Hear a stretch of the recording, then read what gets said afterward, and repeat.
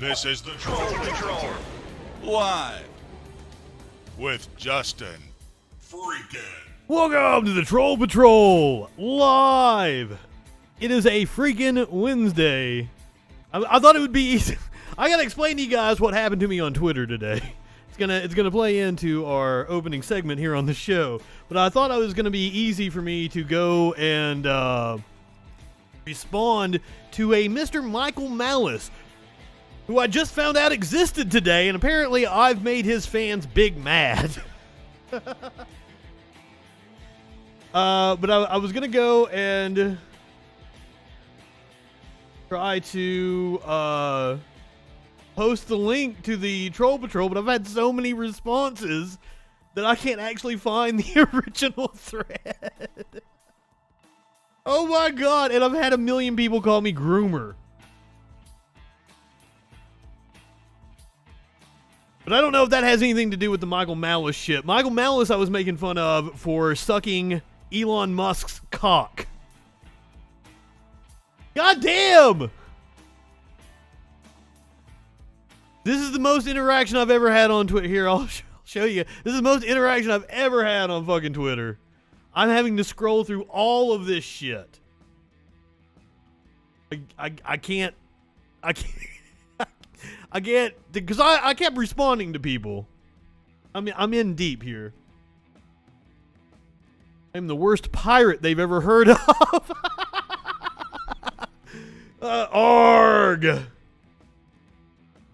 You look like a hobo that somebody donated a suit to for a fast food job interview. See, I fucking laugh when jokes are good about me. Ooh. Vegan plumbing supplies and much more. What the fuck? I don't even know what that means. Get a haircut and a hat.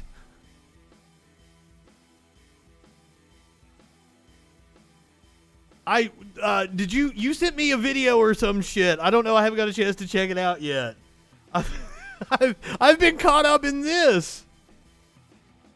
Oh fuck! I'm trying to get to Michael Malus himself. I'm trying to get to the because he retweeted me.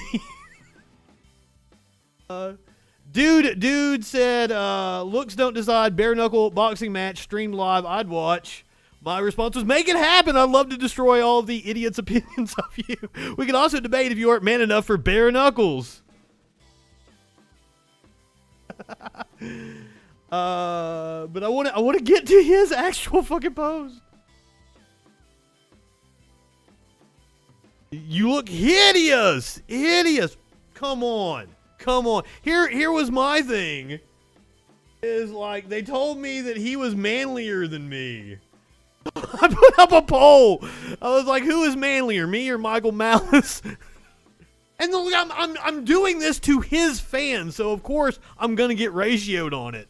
But come on, I hands down look manlier than that little weasel. Look at this dude. Here's a picture of him next to what's that dude's name? Kilmeade? Is that Brian Kilmeade from Fox? Look at this dude! This is why I am confident I can take him in a bare knuckle boxing match. Look at this little scrawny motherfucker.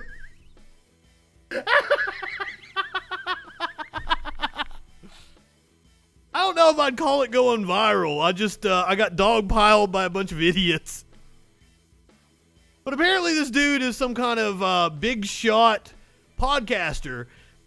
He was actually on Timcast about 4 days ago talking about the Don't Say Gay bill. So I think it's a fantastic opportunity for us to watch that video, make fun of him, and then correct the record about the Don't Say Gay bill. Because you can be assured that Tim Pool did not tell you the truth. However, I got the truth over here.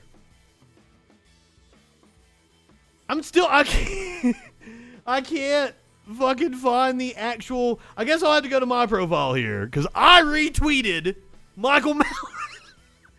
Oh fuck. Maybe I can find it this way. There we go. Who the fuck is Michael Malus? My only exposure to him is watching him suck Musk on Twitter.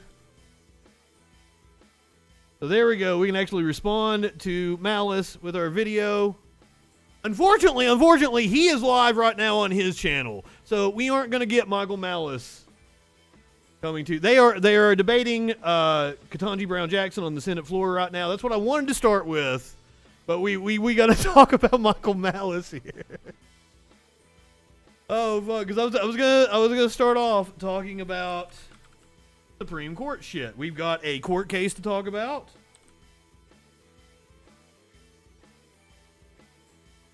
So yeah. Michael Malus is on live right now.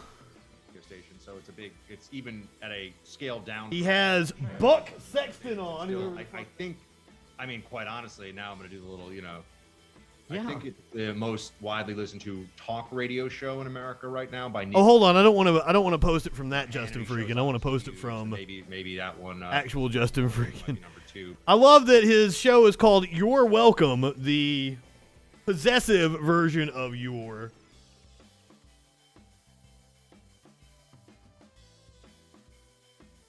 I was told that he is a professional bowler and an underwear model. I don't know how true that is.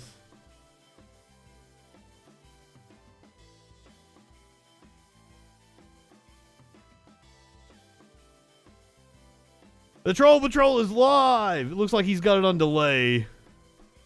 Or they've blocked my comment. Because it didn't show up. We'll go add the comment down here under the video.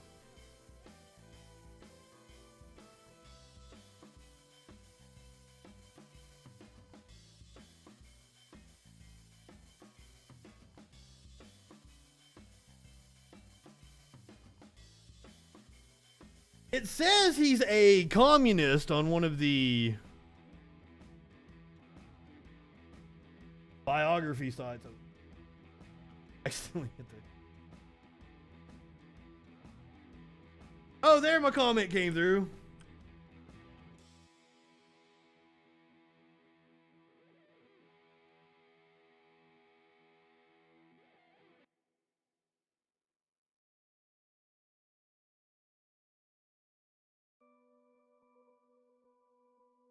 Weasley looking dude.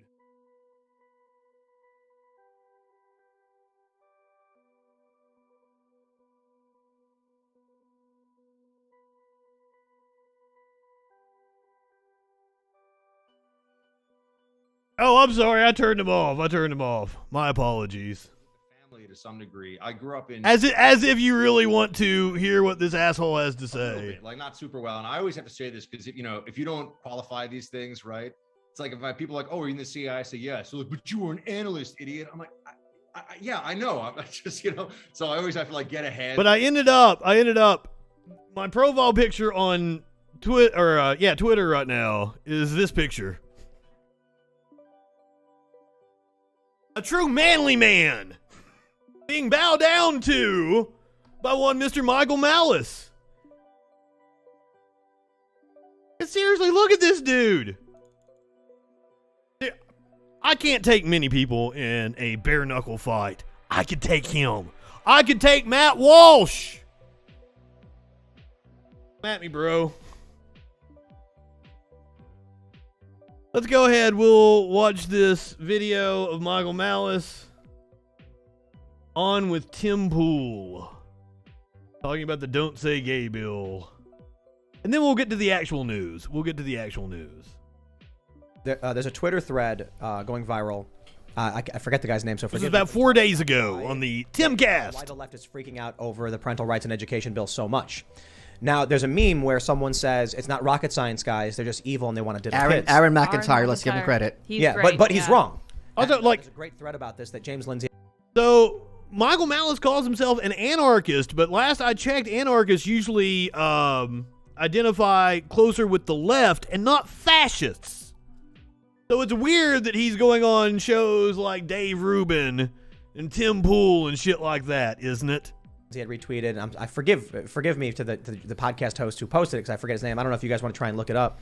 But what he was saying is Tim Pool over here, journalist, doing the and I think he's deep dive and researching what he's saying. to sever the relationship between child and parent. Yes. And so what they do is they first, in secret, will start explaining to the children why they're evil and bad and why they should feel guilt and shame. Sufficiently made these kids hate their own identity and their parents.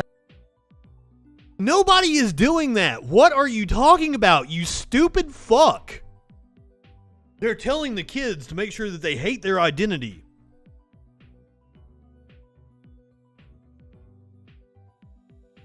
That is one of the dumbest straw mans I have ever heard. Do you think we're stupid? You think we're fools? This really is just more moral panic, outrage, bullshit. Different decade, same shit. Identity. They offer up alternative identities. You can now be one of these oppressed minorities. Pick and choose. You can be anything. It's all a social construct. Then when the parents finally find out and are shocked by what's happening, the kids are already so deeply entrenched in the ideology that the teachers can then say, see, we told you they'd come at you. You can only trust us. Yeah. And at a so- certain age, you want to be against your parents because as a teenager, you want to be your own identity. So it's very useful to leverage that kind of natural social So age group. So Michael Malus is a podcaster and he can't even say one fucking sentence without stumbling and getting mixed up. And I bet they make fun of Biden for his cognitive decline all the time. I don't know if I could go so far as to say there's an intentional cabal of people doing this, but I can say that whether it's a conspiracy or just it's happening, it is happening this way. And the way this gentleman describes it is, it's because of Evidence, motherfucker! Evidence! Do you have evidence to back up your claim? Or are you just pulling shit out of your ass and making up nonsense to get mad about? There's a lot of teachers who are following a curriculum that seems to be empathetic to children who are experiencing some issues. And so they're going along with it. Oh my God! Why is the left Sympathetic to children who are experiencing issues. Don't say gay. Well, the bill also prevents teachers from talking about heterosexual marriage and traditional relationships. Why Does do they it? frame it this way? The one thing they're truly threatened by. The bill does not prevent teachers from talking to children about being gay. It prevents them from doing it in secret. They can't tell the kids, don't talk to your parents. Many of these teachers are saying they're going to do it anyway. That is not a thing. Have sexual conversations with 5 to 9-year-olds, and you say, don't tell your parents. I'm going to go ahead and assume you're grooming these kids. 100%. The fuck are you talking? No. There are some parents who might be abused, disavowed. I mean, not some. There are some students that might be abused, disavowed. If they are outed to their parents, that is what this is supposed to protect. What else are you supposed to assume? I mean, that's the most. It's not being uncharitable. That's the most reasonable possible assumption. No, it's not, you stupid fuck. Sever children from their parents, and it's very true. It's debatable whether there's a concerted effort, but you see this in media all the time. The family unit is consistently attacked. In basically every television program, the father's always a complete moron who can't do anything right. And that's because if you want to go after any structure, you start by attacking the authority. And so it's been seared into What are you talking about? You like the Homer Simpson trope? Is that it? I mean, I can give you examples of that trope being used going back 50, 60, 70 years into the advent of TV. But you could also say that there are I mean, I could give you examples of strong father figures in Modern Family being one of them. I'm sure they think that that show is woke, but like the patriarch of the family played by Ed O'Neill is strong. What are you talking about? You're just making up nonsense. To an entire generation of people, if not 2 or 3 generations, on some level, that dad is stupid and not to be respected and made fun of. And I think part of it is just a result of the fact that a lot of artistic people who go into Hollywood don't have great relationships with their fathers. Generally speaking, I think that's more typical, not always the case. I think it's a reaction to feminism because feminists for a long time were proclaiming like, you shouldn't show women as being stupid, but that only leaves the guys. Yeah, I think there's truth in that too. But even if you go back to the honeymooners, which I would say What? I mean, yeah, we can't portray women as stupid, even though, like, the ditzy blonde is still a trope that you will see on TV to this day. These fuckers are just making shit up. Is before feminism had saturated the culture as much. The husband was still sort of weak and stupid and very lucky to have his wife. Yeah, but he would always threaten to beat his wife. That's true, right? So they removed, they did soften these types of characters with feminism, but there is this interesting trope of like dad being a hapless fool. The Flintstones, the Simpsons. I absolutely have to shout out Futurama. American Dad. The wife on American Dad is dumb. Well, no. In Futurama, they go to the moon, and it's 1,000 years in the future. Yeah. And they're talking about comedies. One of these days, bang, zoom, straight to the moon. Right. And then Leela's like, I didn't realize 20th century astronauts were so fat.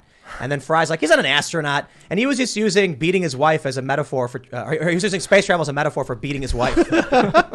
I'm wondering if in all this division of family in the Soviet Union, when they did it, were there kids that basically had their beliefs shattered and then reformed and then at some point realized, maybe even too late, like, what have we done? Like, we have gone from talking about a specific bill that they got completely wrong, by the way, to talking about television tropes. Idiots. Fucking idiots. Right-wingers are morons. Let's talk about the details of the bill, shall we? We're going to read from Ryan Thorson, who is a researcher for Human Rights Watch.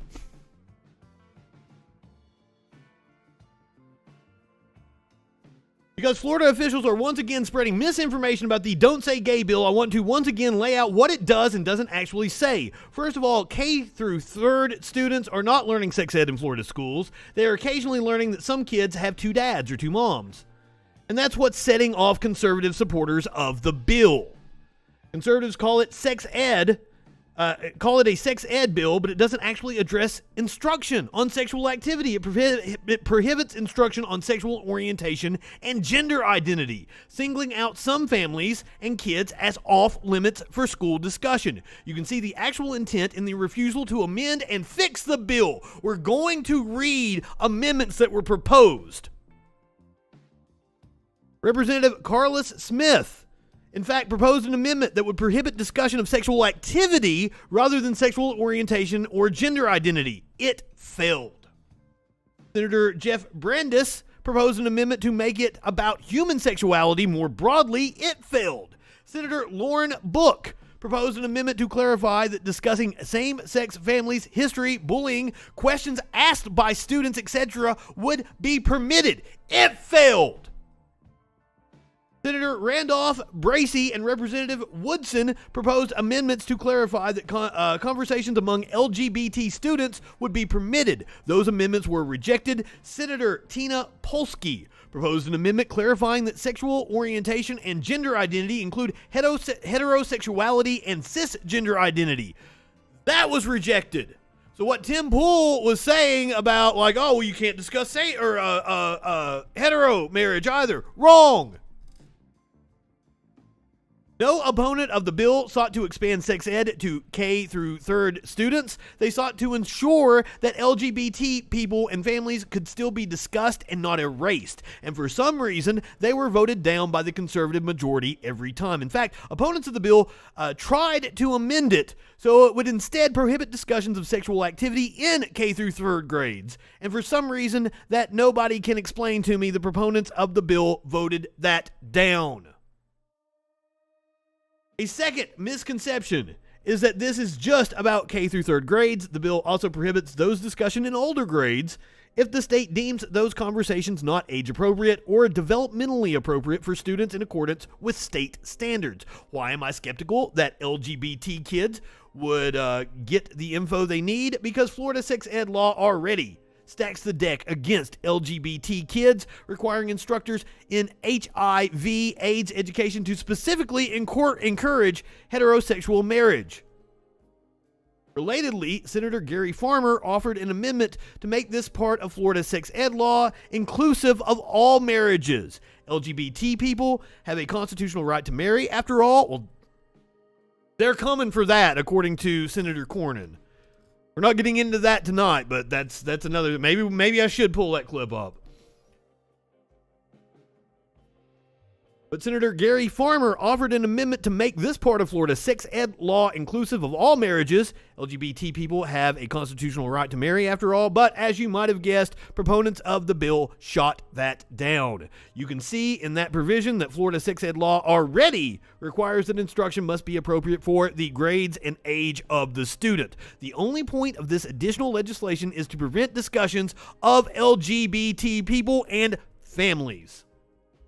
Third, the bill requires parental consent to health care services and parental notification of changes to student health and well-being unless there's concern about abuse, abandonment, or neglect. There's misunderstanding around this provision too. I think most people, this is what Tim Pool was talking about. Oh, they want to instruct your kids in secret. I think most people recognize the complexity of this. Ideally, parents are supportive and involved, but the reality is that confidential resources and support in schools are critically important for kids, including some LGBT kids who may have difficult home lives. And as important as the abuse, abandonment, and neglect provision is, the fact is that teachers may not know students' lives well enough to know what kind of backlash or violence they're going to face if they're outed without their consent. Again, opponents of the bill sought to address these concerns, but were met with resistance. Representative Angie Nixon proposed an amendment to ensure students were not outed without their consent. That was rejected. Senator Lori Berman and Representative Anna Escamani proposed amendments for the State Department of Education to work with PFLAG and GLSEN to create a pamphlet to help parents have these conversations with their kids and give them organizations who can help. Those were rejected. Senator Janet Cruz and Representative Kristen Arrington proposed amendments for schools to provide a safe environment regardless of race, color, ethnicity, national origin, sex, gender, gender identity, sexual orientation, or disability, and those were rejected. Ryan Thorson continues, I'll stop there, but there is very good reasons to oppose the Don't Say Gay bill. We know why bills like this are introduced in the absence of actual problems, and it's telling that proponents resisted every effort to make classrooms more inclusive and keep LGBT kids safe. Now, you just saw Tim Pool fucking cite somebody he didn't even remember their name, get what they said wrong, and then go off on some tangent about tropes in media. I just broke it down for you and told you exactly why to oppose this bill. But Tim Pool would have you believe, no, only a groomer of children would oppose this bill. If you are concerned about people grooming children, I'll tell you exactly where to look. It's called church.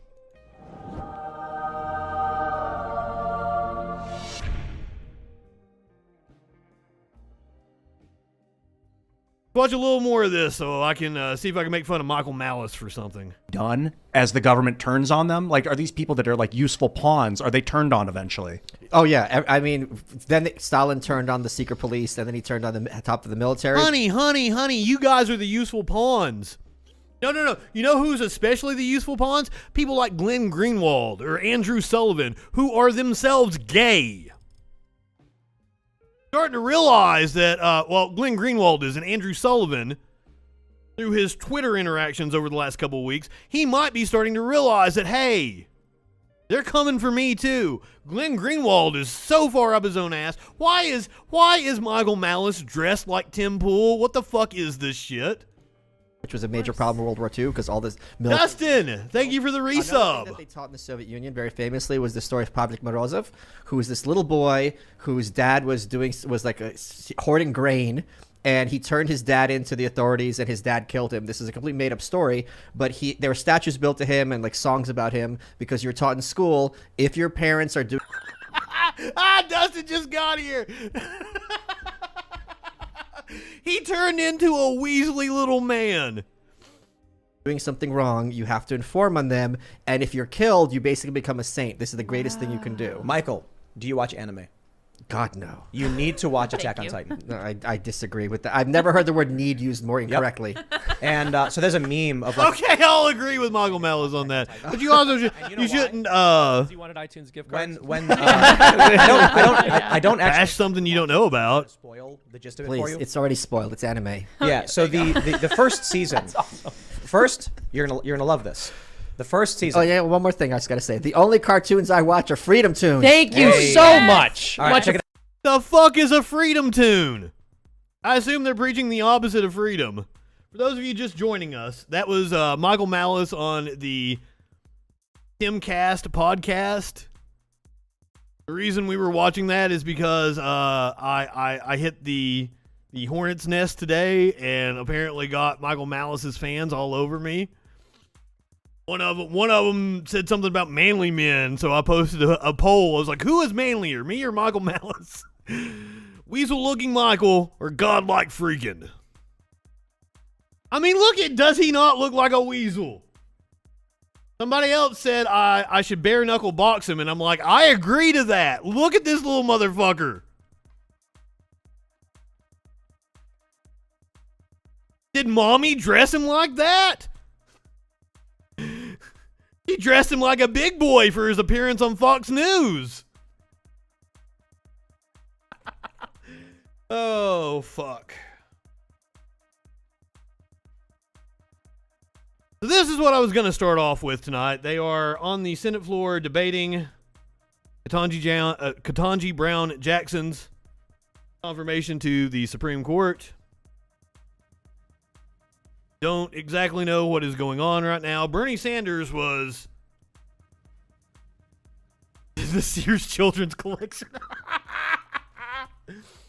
Oh, that's exactly where he shops at. Look at that dude.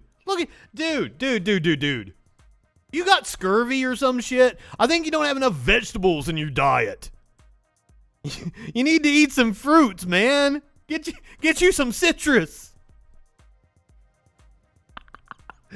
Oh, fuck. This is my profile picture on Twitter right now.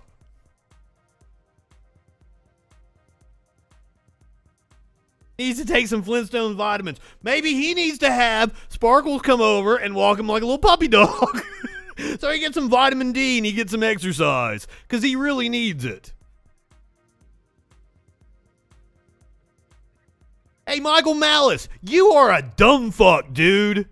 Absolute fucking moron. Right-wingers are morons.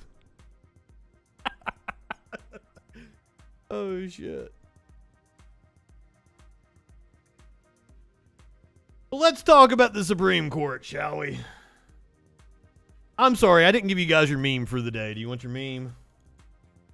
Here's your meme. Gay pride shit is getting out of hand. I sent that to Warlord earlier. British people won't stop until everybody's a bean eater. Eating beans for breakfast. Oh shit. Now the actual confirmation of Ketanji Brown Jackson is supposed to come sometime tomorrow. So this is the whole debate period. They got to debate for like 8 hours, 10 hours, whatever the fuck it is. Don't know what the actual time period is that they have to go through. The Supreme Court's attack on the Clean Water Act was too extreme for John Roberts. They had a ruling overnight last night on the shadow docket. Roberts sided with the liberals, but it wasn't enough. On Wednesday, the Supreme Court issued a 5-4 shadow docket order reviving a Trump-era ruling that radically limited the ability of states and tribes to restrict projects like pipelines that will damage the environment. Their decision, the majority upended decades of settled law, recognizing states' authority to protect their own waters without bothering to issue a single sentence of reasoning. They did not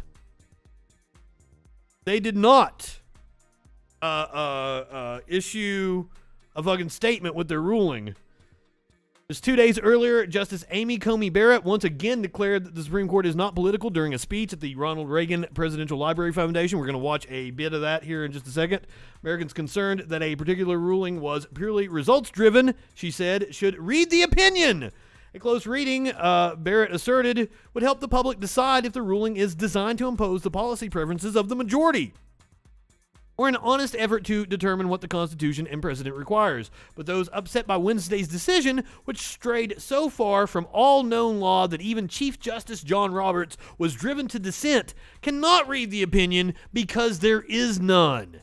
If that logic-free attack on the Clean Water Act is not a purely results-driven attempt to impose the policy preferences of the majority, it's hard to see what is.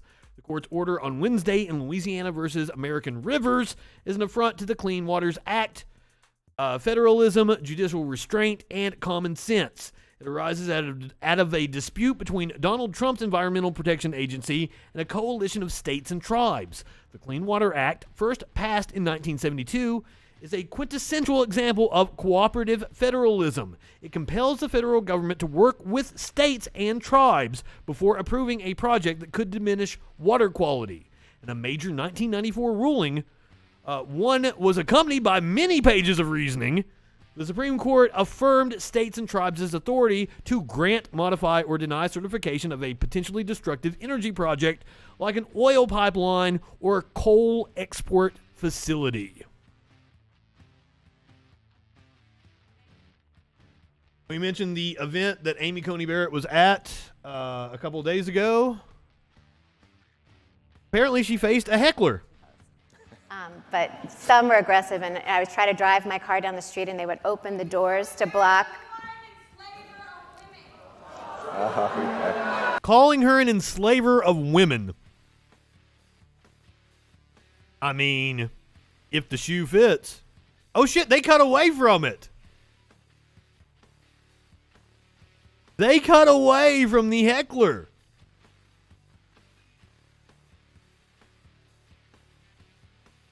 Pussies. It can be when someone is distracting you in your normal life. Please. Well, continue. I was just thinking, well, burned the boats. Yes, fortunately, as a mother of... Burn the book. Like, yes, it's your party that is wanting to ban books across this country. It is the people that supported you, like Pastor Greg Locke, that is holding actual book burnings. It's insane. 7, I am used to distractions. And sometimes even outbursts.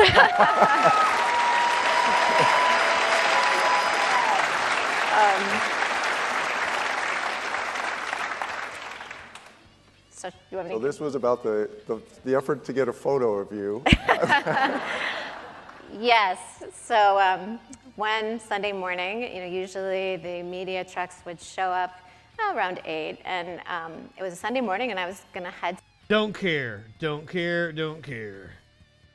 Going from a heckler, Justice Amy Coney Barrett's little event that she had at the Reagan Library, to a heckler on the floor of the Senate towards Ketanji Brown Jackson. Everyone in this body is on notice. I'm sorry, content warning. Getting ready to see Ted Cruz's face. That this is a justice who will vote to take away our free speech rights, vote to take away our religious liberty rights, vote to take away our Second Amendment. And that means every senator that votes for cannot avoid responsibility for those lawless outcomes. When it comes to abortion, Judge Jackson's record is extreme. I always love that right-wing clips are always so short.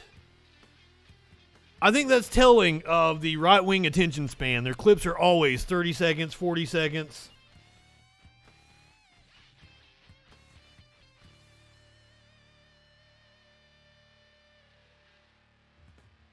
See if they're still debating right now. There is nobody speaking on the Senate floor.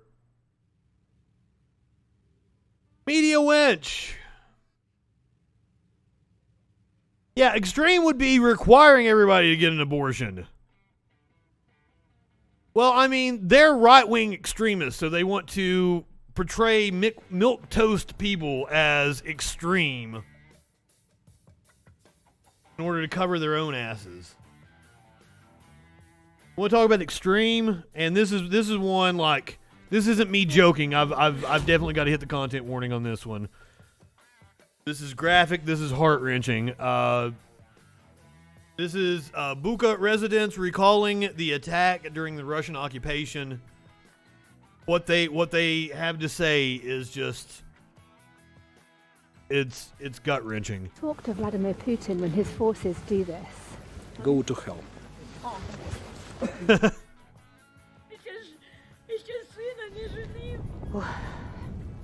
Ну, убили его, наверное, числа 8-го, потому что он все время пролежал у нас тут в подвале. Вот 4 дня тому назад его нашли, мы похоронили его. Выстрел в ухо, был убит. Выстрелом в ухо. Killed by a shot in the ear. You see, it's just 6 bodies here, and that house, you can see maybe 3, and that house, it's maybe 1 body. It's shot. They was shot and burned after it. Первого уже начало темнеть, я услышал, завелся БТР. Ну, прогревался минут 40, наверное. И потом я услышал ругательство, крики. И по БТРу там бегал какой-то офицер, наверное. Они вскочили и уехали. И все, и больше их не было. Пожалуйста, я вас прошу, сделайте. Это я говорю, украинская жинка. I'm sorry, ma'am. I wish there was something that we could do. Своих детей и внука. От всех жен, прошу и матерей, сделайте мирно. Thank you. Чтоб не было горя никогда никому. Никому. Ни украинцам, ни русским, ни всей земле, планете всей. Я прошу, я хочу. I'm so sorry, man. I want to hug you. Все хотят жить хорошо. She says she wants to live just like everyone wants to live.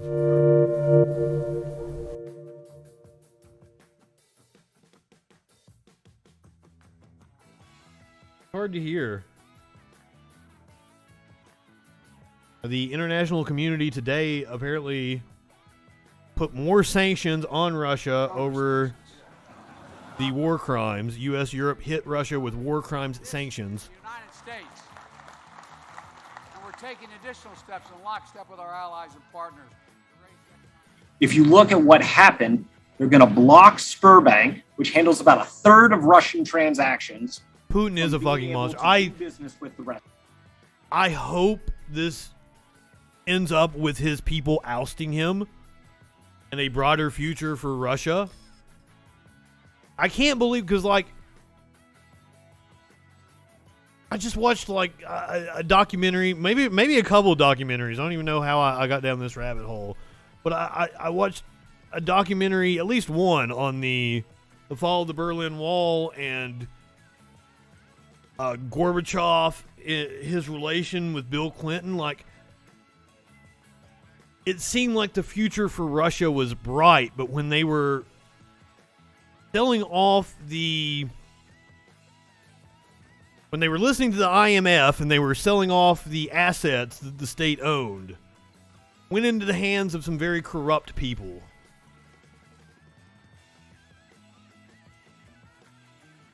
In terms of the sanctions and everything, I agree with you, Dustin. Like, you know, I was skeptical about the, like, if you guys watched the Troll Patrol, I was skeptical about the U.S.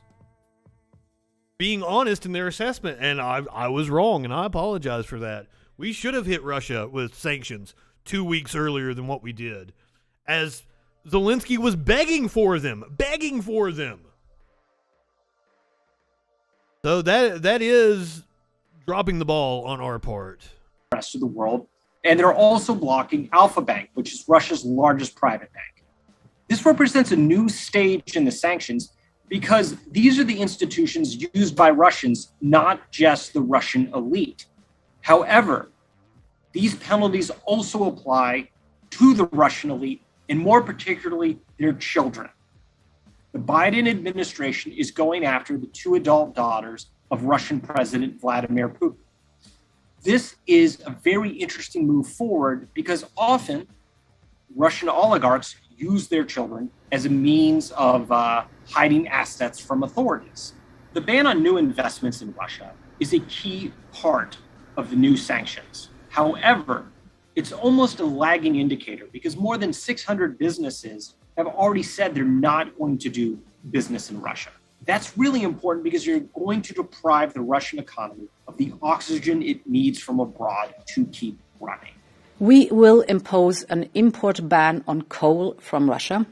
The EU is taking steps to ban coal, but the big question is whether or not oil and natural gas will also be banned.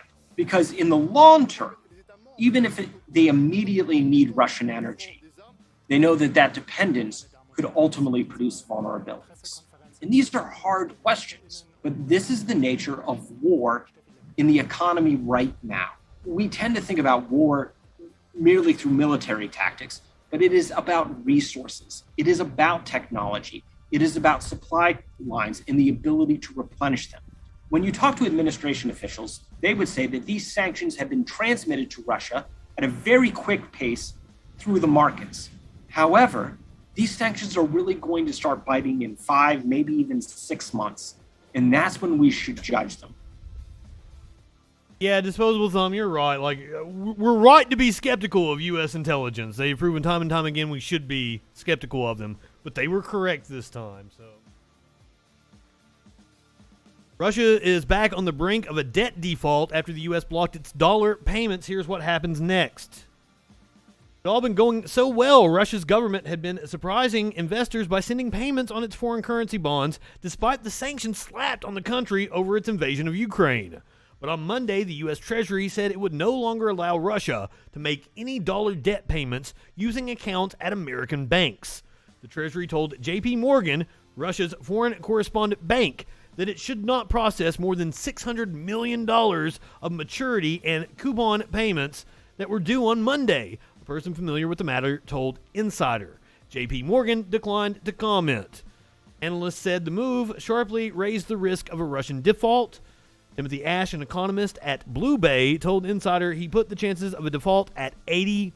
A Russian debt default would likely be a major worry for the government, who could be locked out of capital markets for years, but it's unlikely to have a huge impact on the global financial system, strategists said. Here's what to, and that's another thing, is like there is a, God, I forget what the name of the channel is. They do such a good job. They do economics videos, and like they did one on the Russian economy, and the Russian economy, while large, is not what it should be. It is nowhere near what it should be based on the size of the country and the resources that they have. It is actually a pathetic economy. U.S. Treasury was allowing Russia to make payments to holders of dollar bonds, but it abruptly changed course on Monday, saying it wanted to raise the pressure on Moscow over its war in Ukraine. Russia now cannot use immobilized funds in U.S. accounts to make payments. A person with knowledge of the Treasury's thinking told Insider that means it will have to use dollars secured from elsewhere. The Russian government appears to have enough dollars to pay up. It receives the greenback when it sells oil and gas and still has access to around half of its $640 billion of currency reserves, despite sanctions on the central bank. However, those reserves are precious at a time when the economy is under immense pressure. Russia faces more than $2 billion of foreign debt payments this year, including the $600 million due on Monday.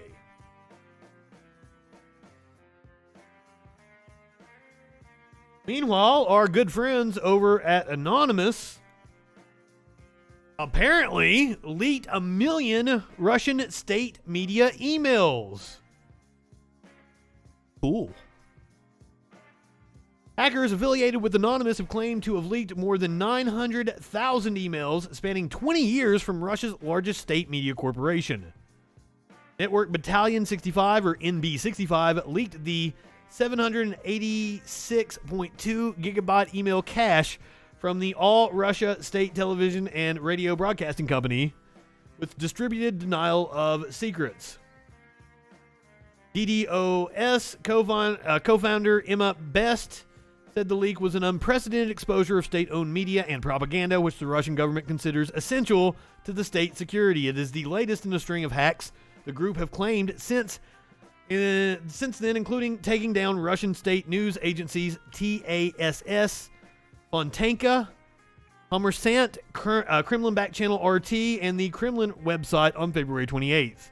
On Sunday, the group claimed to have leaked the personal data, dates of birth, names, home addresses, and passport numbers of 120,000 Russian soldiers fighting in Ukraine. Thank you, Sky Comet, for the bits.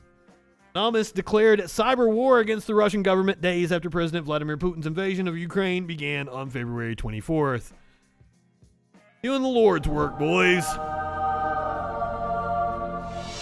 I don't know if it was ever verified, but apparently Anonymous took credit for like the 2012 election. They stopped Republicans from pulling some funny business. I don't know that to be a fact. I've always kind of been skeptical of Anonymous's claims. I'm down with white hat hackers. North Korea's Yo Jong, I think that's how you say her name, warns of nuclear response if provoked.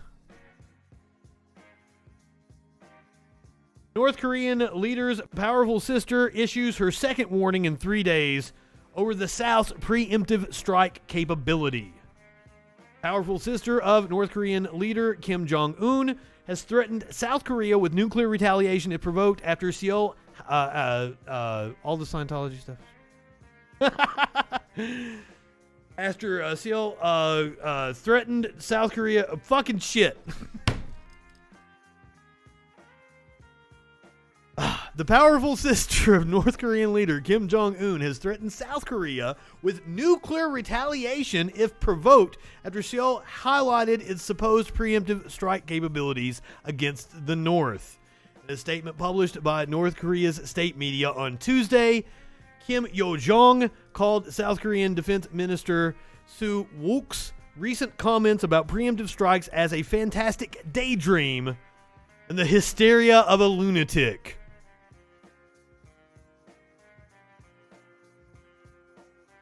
I mean, it takes one to know one, right?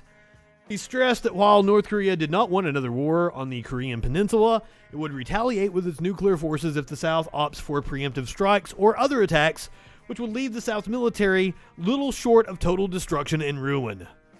It was her second angry retort to Sue's comments in 3 days. On Sunday, she described the remarks as reckless and said the South should discipline itself if it wants to stave off disaster.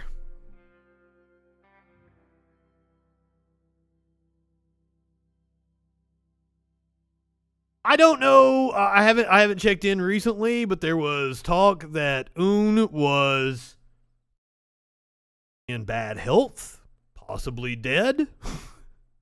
I think he has since appeared since the rumors first started. But there was talk that his sister would actually take control of the country. Apparently, she is a firecracker.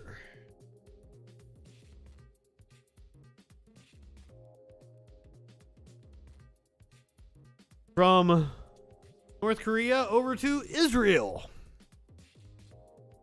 Naftali Bennett has lost his majority after an MP quits the coalition. Adit Silman's departure amid row over Passover. I have what?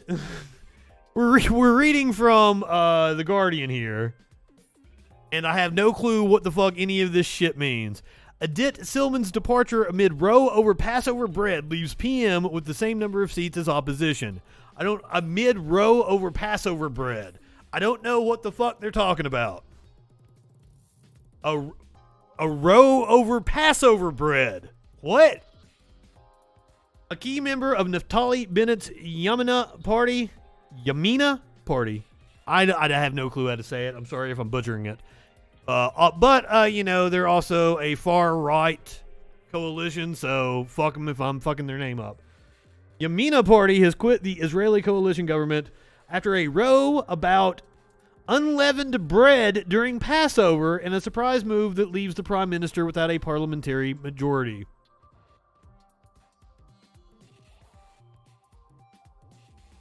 Yeah, they're fighting over sacred bread.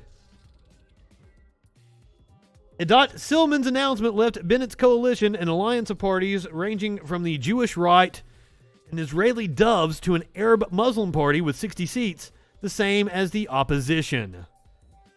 I tried the path of unity. I worked a lot for this coalition. Silman, a religious conservative who served as coalition chairperson, said in a statement, "Sadly, I cannot take part in harming the Jewish identity of Israel."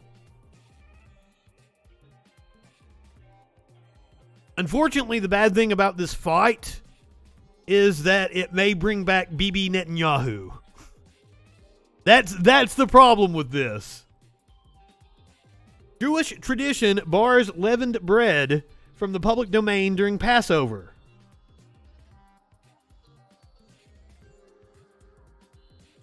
You religious people and your silly rules. I am ending my membership of the coalition and will try to continue to talk my friends into returning home and forming a right-wing government, Silman said. I know I'm not the only one who feels this way. Bennett's coalition can continue ruling with 60 seats, but faces difficulty passing new legislation. If another member of the coalition defects, however, the Knesset could hold a vote of no confidence and potentially lead Israel back to the polls for a 5th parliamentary election in 4 years.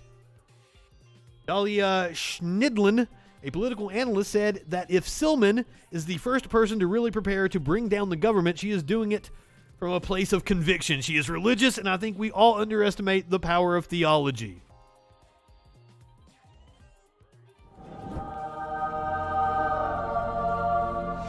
In a formal resignation letter addressed to Bennett, Silman said, "We must admit that we tried. It's time to recalculate and try to form a national Jewish Zionist government."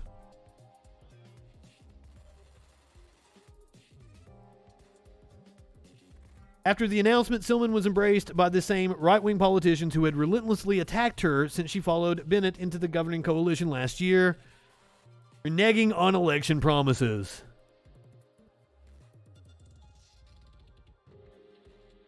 Netanyahu, Israel's longest-serving prime minister, who was in office from 1996 to 1999, again from 2009 until last June, had vowed to play the role of spoiler against Bennett's government, which brought an end to his years in power. At a special session of the Knesset, which is in recess, Netanyahu said, "There is a weak and limp government in Israel today. Its days are numbered." The Knesset will reconvene on May the 8th to resume its legislative work. To form a coalition of its own without new elections, Netanyahu would need the support of at least 61 lawmakers, which he does not have.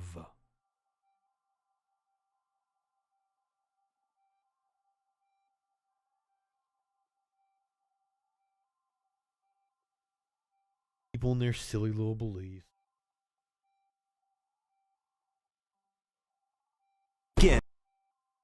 Get an update on the incident in Sacramento. There was a mass shooting over the weekend. Apparently, it was gang violence. It was gang related. I believe 3 arrests have been made so far. Let's get the update. With breaking news. That breaking news, we just got an update from Sacramento police about Sunday's mass shooting in downtown. We just learned that there were at least 5 shooters, and evidence right now, they say, confirms that this was indeed gang violence. KCRA 3's Lizzie Mitri joins us live with the very latest on the news conference that just took place. Lizzie?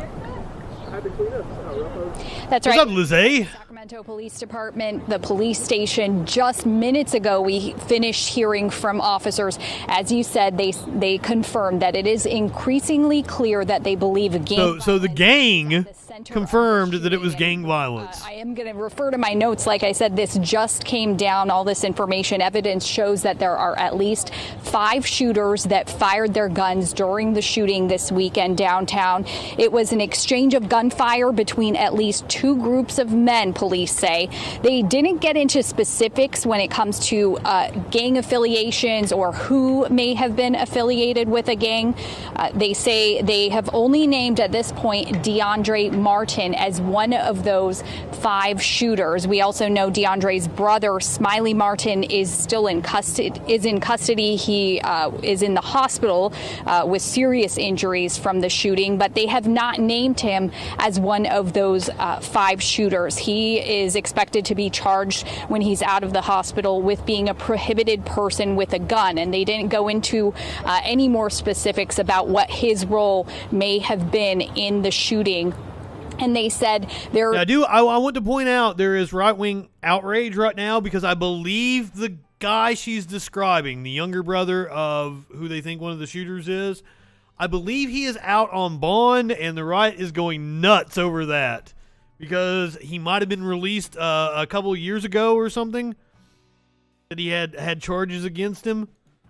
Still looking. They're using it to hammer that soft on crime bullshit. 4 shooters, so they have not named anyone yet. They have not said if any of the people killed may have been involved in the shooting. That's all still information that they are working out as this investigation continues. Live here from the police station, Lizzie Mitri, KCRA 3 News. So, Lizzie, they are also beefing up the policing downtown, especially along K Street, correct? That's why I think that's who they were talking about, that he had been released before. Yes, they said there would definitely be a police presence there, although we also asked if there was any concern about retaliation as we're now approaching the weekend. They said that they don't have any specific information or reason to be concerned about retaliation, but they will have police in the area if need be. Yeah, bad guys will find a way to get a gun, but we got to outlaw abortion. Thank you, Lizzie, for the update on that. They also mentioned that those 200 videos that were sent in were really helpful, and police are asking you to continue to send in any videos or pictures that you may. Do not narc. If you've got videos of the Sacramento shooting, do not send them in. Do not cooperate with the cops. They have now confirmed was gang-related. Do not scan that QR code. Now, the third person with a gun who was arrested near where the shooting happened is no longer in custody. 31-year-old. Okay, maybe this was the guy they were talking about. Officers say he was seen carrying a gun in the immediate aftermath of Sunday morning shooting. They do not believe the gun he had was used in the shooting. They did arrest him on charges of being a prohibited person in possession of a firearm. Well, help is available for families impacted by this deadly shooting. The Family Assistance Center at Cal Expo is open. It will close after today. All cops are bastards, indeed. If you can make it over there today, crisis counselors are available for families, for those caught in the crossfire, maybe anyone who was there. Chris Dorner Appreciation Society. Very traumatizing scene. A spokesperson tells us it is a one-stop shop for people. Speaking of which, let's get to that story. Content warning, because this one is going to piss you off.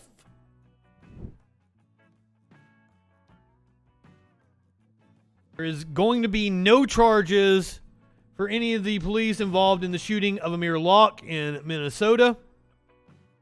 The man was completely innocent. Shot within 6 seconds of them entering an apartment. He did indeed reach for a gun, but he was a legal gun owner, and that was his right. If you had time to kick a couch 2 times, not one, but twice, you had time to de-escalate the situation of my melanin black son. My Lord. Now, you're going to have to deal with me. Anger and outrage today from the mother of Amir Locke. Prosecutors announced there will be no criminal charges in the deadly Minneapolis police shooting.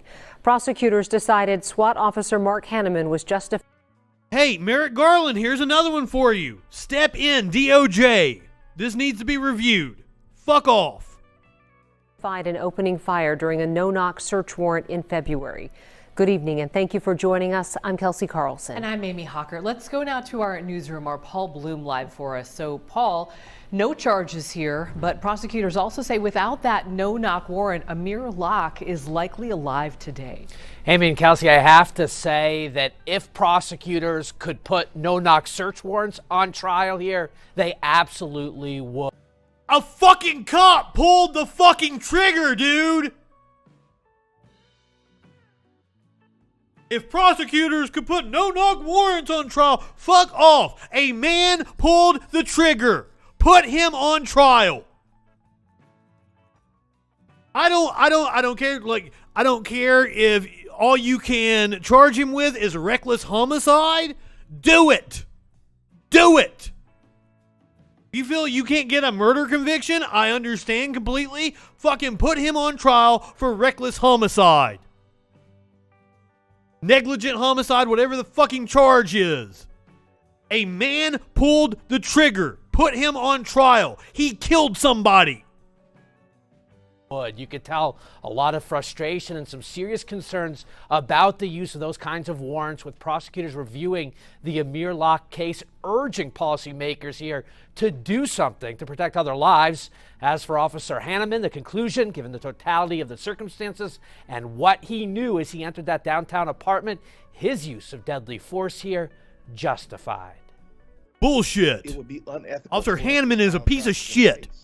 In which we know that we will not be able to prevail because the law does not support the charges. Attorney General Keith Ellison and Hennepin County Attorney Mike Freeman with the final call. There will be no jury, no trial, no criminal charges for Minneapolis Police SWAT team member Mark Hanneman for killing Amir Locke during the execution of this. I didn't know Ellison was involved, and I'm surprised that there aren't charges with Ellison involved. Perspective of the victim. Records show MPD demanded the use of the no-knock warrant to assist St. Paul police with what was then an open murder investigation, concerned about a high-risk entry while looking for potentially armed suspects. Previously released body camera footage capturing SWAT quietly using a key fob to gain entry to the 7th floor Bolero Flats unit, where it appeared Locke was sleeping on the couch. The officers announcing their presence and shouting commands as they pressed inside. The encounter lasting just seconds, with Locke raising a gun from under a blanket. The 22-year-old was not named in the warrant, nor was he ever considered a suspect in the murder. But prosecutors concluded he pointed the firearm towards Officer Hanneman, who then... But he didn't. He didn't point the like you see. He is not pointing the gun. He is reaching for the gun, which is his right. I don't even care if he pointed it at him. He could have shot the motherfucker. It is still his right. God damn. And where are the libertarian assholes that talk about freedom in this country? Huh? Then was legally justified to shoot. I am not disappointed.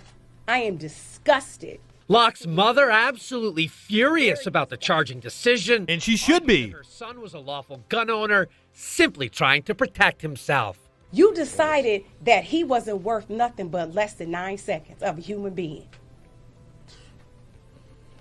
And y'all think I'm about to be nice? Yeah, you're right, Warlord. I know. And within her message, Old Man Jake, what's going on? Justice on the civil side certainly continues. They also vow to... Hey, Old Man Jake! Never been in a situation with a loaded gun before? That doesn't change the fucking law. That doesn't change the Constitution. So come in here fucking acting like you know what you're fucking talking about. I believe in the Constitution. The man was exercising his Second Amendment rights, and the cops were violating his Fourth and Fifth Amendment rights. And if you aren't on the side of that, you're not on the side of freedom, you are against the Constitution, you can go fuck yourself. But what would I expect from right-wingers? They are morons. I don't care if you were a cop. You're a piece of shit if you were a cop. All cops are bastards.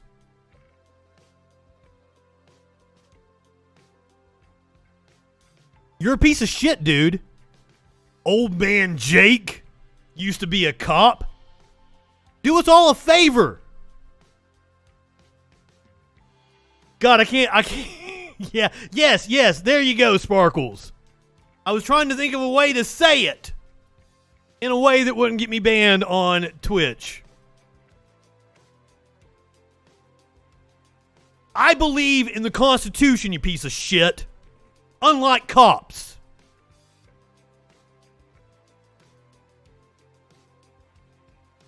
You're spouting some right-wing fucking nonsense.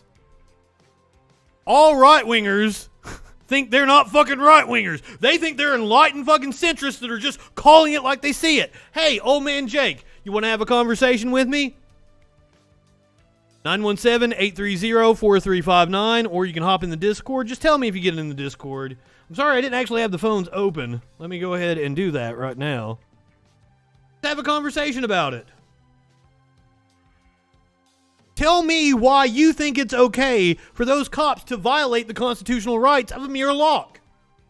Give me a good reason.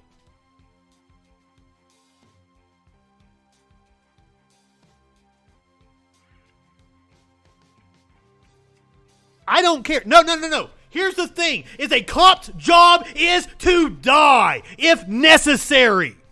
If necessary. Your job is to fucking die if necessary. To bring the citizen in. So fuck off with this, oh, it's a dangerous job. First of all, it's not even in the top 10 most dangerous jobs. I don't give a shit if you want to go home at night. You signed up for it. You signed up for it. Your job is to die if necessary. That's what the Constitution says. You can't just go around executing people in the street. I believe in the Constitution. I live in the real world where we operate under a Constitution that says the cops just can't execute you in the street. This man was a legal gun owner. He had every right to reach for his gun when the cops came in. He didn't know who the fuck they were. And that cop deserves to be charged. Fuck him. And fuck you, dude, for defending them. Seriously. Go fuck yourself, old man Jake. What a piece of shit you are. Come on. Tell me why it's okay to violate the Constitution. I want to know. I don't give a shit about you pulling your gun, you stupid fuck.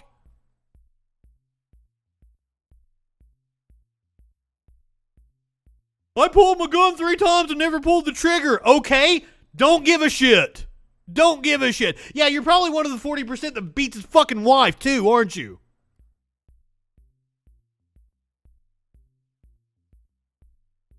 Fuck all the way off, dude. I don't know why you think you have some kind of anecdote that trumps the Constitution.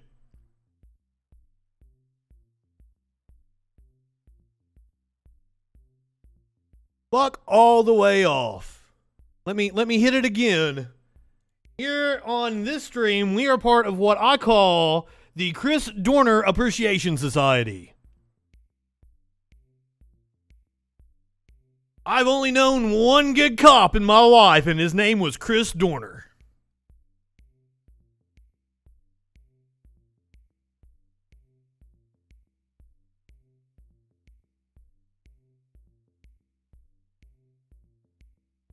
I hit the content warning again for this one. Remember we had this story about the anti-abortion activist that had 5 fetuses?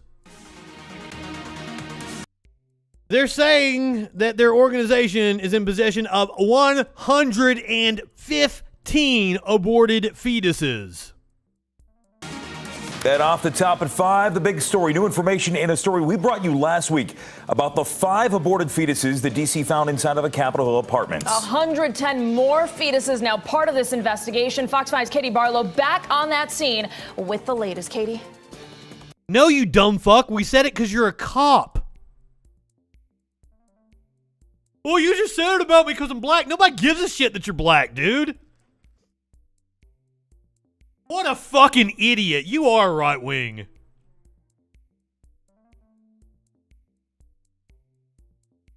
Fucking right wingers, man. Do you think we're stupid? You think we're fools? Oh, Eric, that's 7 viewers on YouTube. 7 viewers on YouTube. Do you not know how the internet works? I can be on multiple platforms. Why, you want to say something to me, Eric? 917-830-4359. Call in now, or you can hop in the Discord. Old man Jake, you are incredibly arrogant, actually, because you think you can come in here and you think your personal experience somehow trumps the Constitution. That's the height of arrogance. The height of arrogance. You think you know better than the Constitution. I want the chuds. Come on, chuds. Hop in the Discord. I would love to talk to you. The Debate Freakin channel.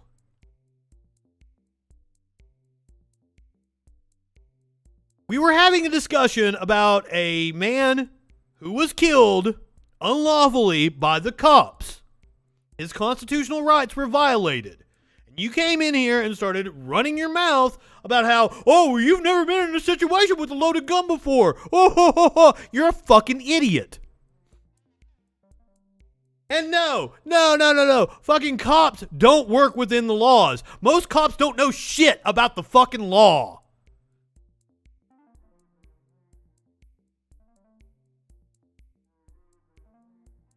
Because those cops would have known they were violating the Constitution. But clearly they didn't. Now come on, Eric, Jake, one of you, come at me. You guys seem to have a lot to say, so why don't you hop in the Debate Freakin channel on Discord or give us a ring-ding-ding at 917-830-4359. Come on, voice your opinion. I am a free speech absolutist. I want to hear what you've got to say.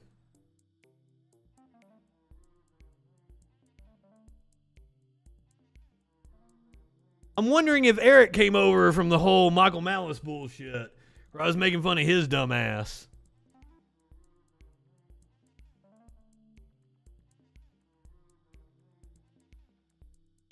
Am I in America? Yeah. I'm in the U.S. If you're not in the U.S., then why the fuck are you even talking to me about our laws in the Constitution?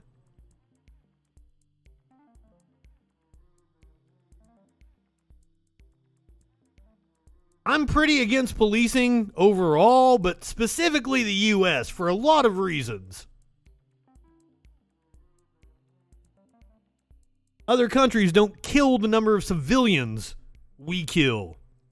In 1 year, the cops in the United States kill more civilians than the next 10 industrialized countries combined over the last 10 years. In 1 year, the United States kills more people than the next 10 industrialized countries combined over 10 years. 917-830-4359.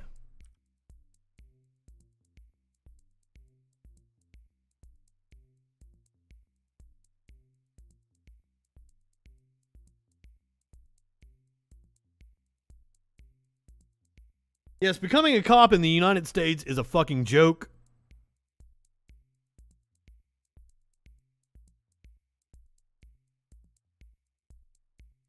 I would love to hear a good reason why Amir Locke's constitutional rights should have been violated.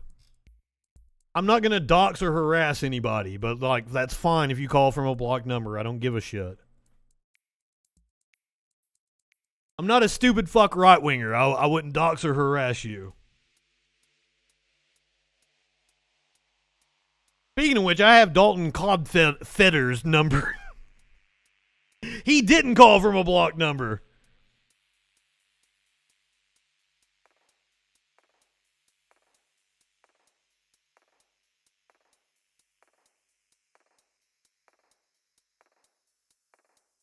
Was that supposed to be an insult, Eric? X-Pac is fucking cool. The fuck are you talking about? Come on, Eric. If you got something to say to me, why don't you call in? Hop in the Discord.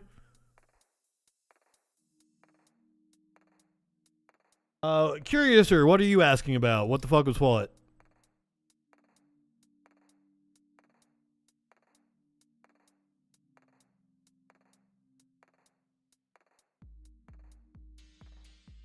what's going on here.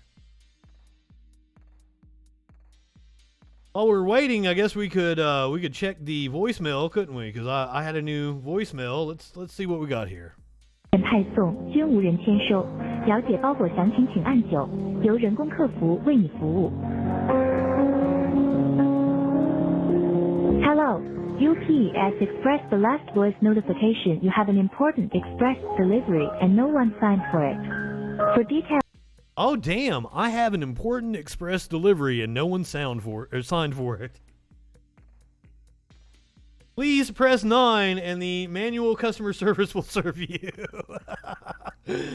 Oh shit.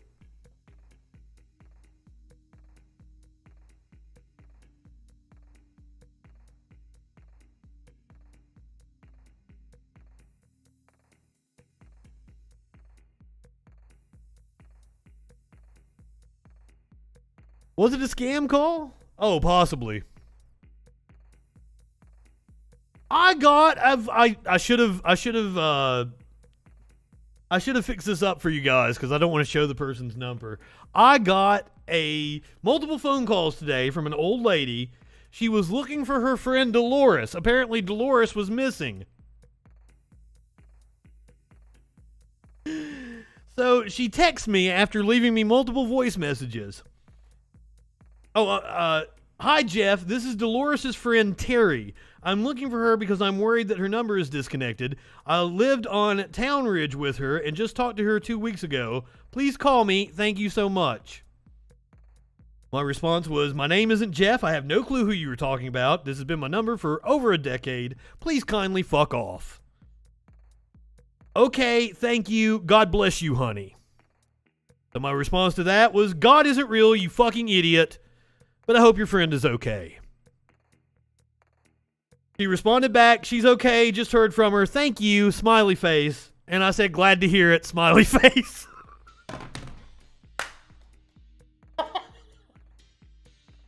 I mean, I'm glad her friend was okay. Dufresne. Party of 5. Tone's breaking out the Mitch Hedberg up in here.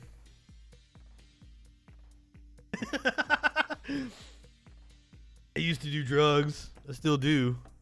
I used to too. Forget everything you know about slipcovers. And I did. And I had no clue what she was trying to sell me.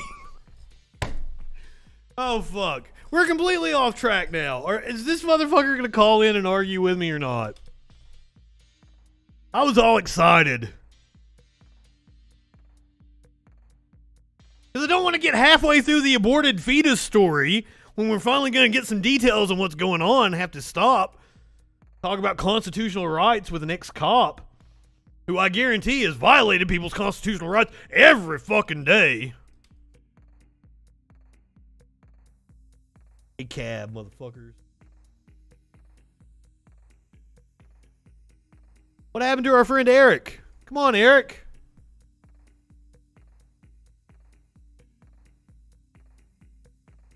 All right, let me intro it again.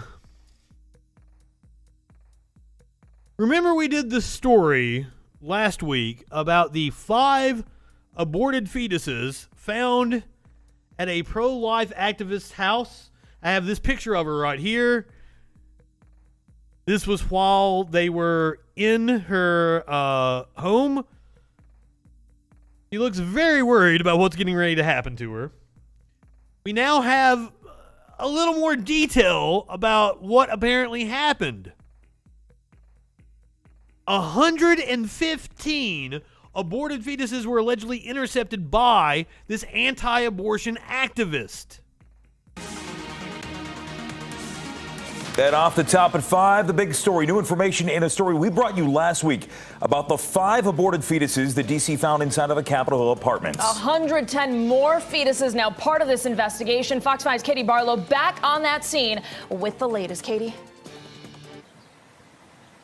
Good afternoon to both of you. Lauren Handy, who was indicted last week on federal charges related to an anti-abortion protest at an abortion clinic here in Washington, D.C., also lived here on Capitol Hill, and that's where D.C. police recovered what they say are 5 fetuses. They're a part of an ongoing investigation.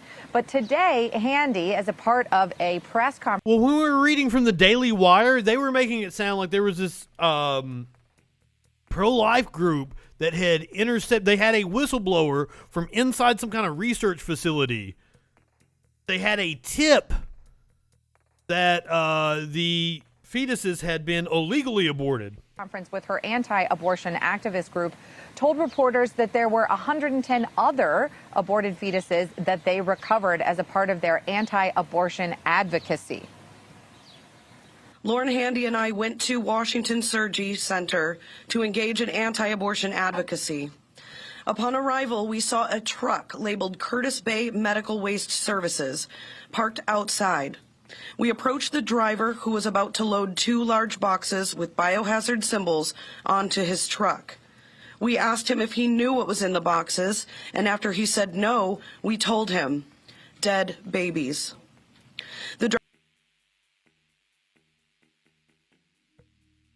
You know, if you just minded your own business, this world would be a much better place. Do you think we're stupid? You think we're fools? Driver was visibly shaken. The activists told the driver that they wanted to take what they assumed were human remains and give them a proper funeral. Now, today the group told reporters there were 110 first trimester aborted fetuses that they buried with the help of a Catholic priest. RB, good to see you tonight. An independent medical examiner to confirm that. Now, the remaining 5 fetuses were kept at Handy's apartment. The activists said they coordinated with attorneys to alert the D.C. Homicide Unit about the location of the fetuses. Now, MPD, we spoke to earlier today, would not confirm the tip that they received about the biohazard material that was reported here at a home on Capitol Hill, whether that came from Handy or any of her fellow anti-abortion activists in that group. We also reached out to Curtis Bay. Media winch calling it human stew bouillon chunks. Are the fetuses concentrated? Do they have concentrated flavor in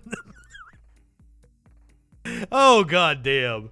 Management company who allegedly employed the driver that the activists referred to in the press conference today. We did not get a response to them. However, we did get a statement from the National Abortion Federation when we reached out to the Washington Surgery Center here in Washington, D.C. And they said abortion providers comply with state and federal laws that regulate medical tissue for all healthcare providers to ensure that it is handled safely, appropriately, and respectfully. Works worded cuz. Claims about abortion. Welcome. Thank you for being a freaking follower. Have contributed to hundreds of medically unnecessary and politically motivated state restrictions that push safe and affordable abortion care out of reach.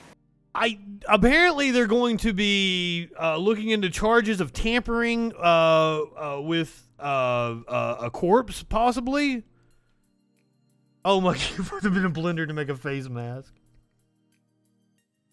Oh, we're taking this very serious story and turning it into a joke. How dare you people? You people are horrible. Horrible, horrible people. I wish you could feel embarrassment.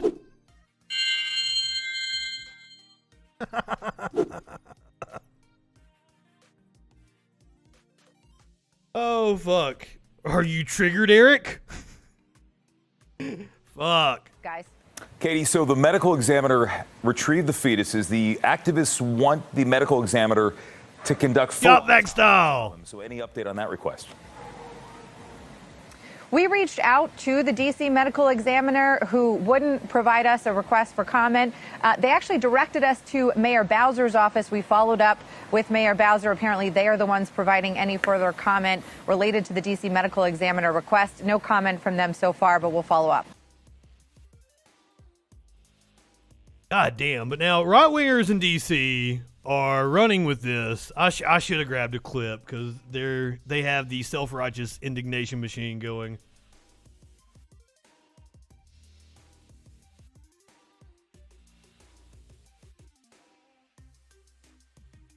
It's not snowing here, but it's like the temperature dropped today.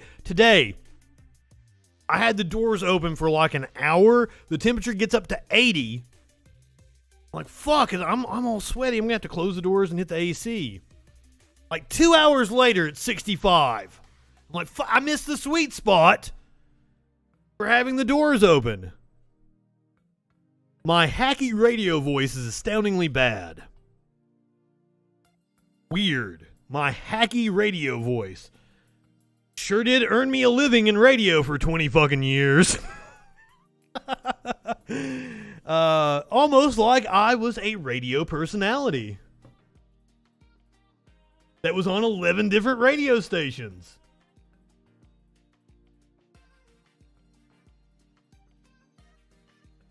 But apparently I sound like I have tampons in my throat or some shit. What a stupid ass insult. If you're gonna try to insult me, can you at least be funny?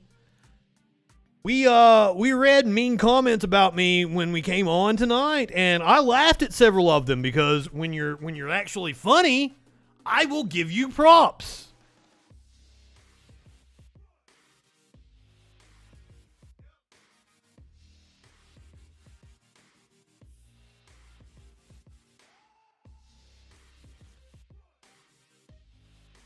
A hacky radio voice. What's a good one here I can break out for the oh shit.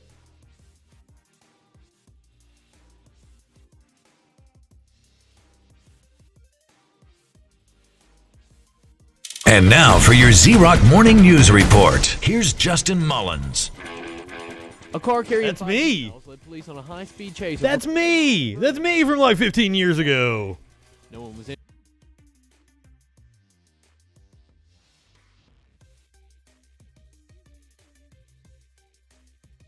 I was a big fan of Opie and Anthony. Still watch Anthony every now and again. The dude's fun. Anthony and I would make great co-hosts. I've actually gone over this before on the show. I would love to be a co-host with Anthony Cumia. We would do great radio. I'm just afraid he would get his little fucking feelings hurt and shoot me. He would pull out a gun and shoot me when I hurt his little fucking feelings. Because he's a snowflake. He can dish it out, but he can't take it. That's the problem. He needed somebody like Opie that would just kind of roll over for him. But apparently Opie got tired of rolling over for him. That's where the friction ended up. Oh, shit. Do you know how right-wingers have been all up in arms about lifting all the COVID restrictions? There is one that they have a hard-on for. They want to keep Title 42 in place. Now, that is a COVID policy initiated by Donald Trump. But they really want to make sure that Title 42 continues.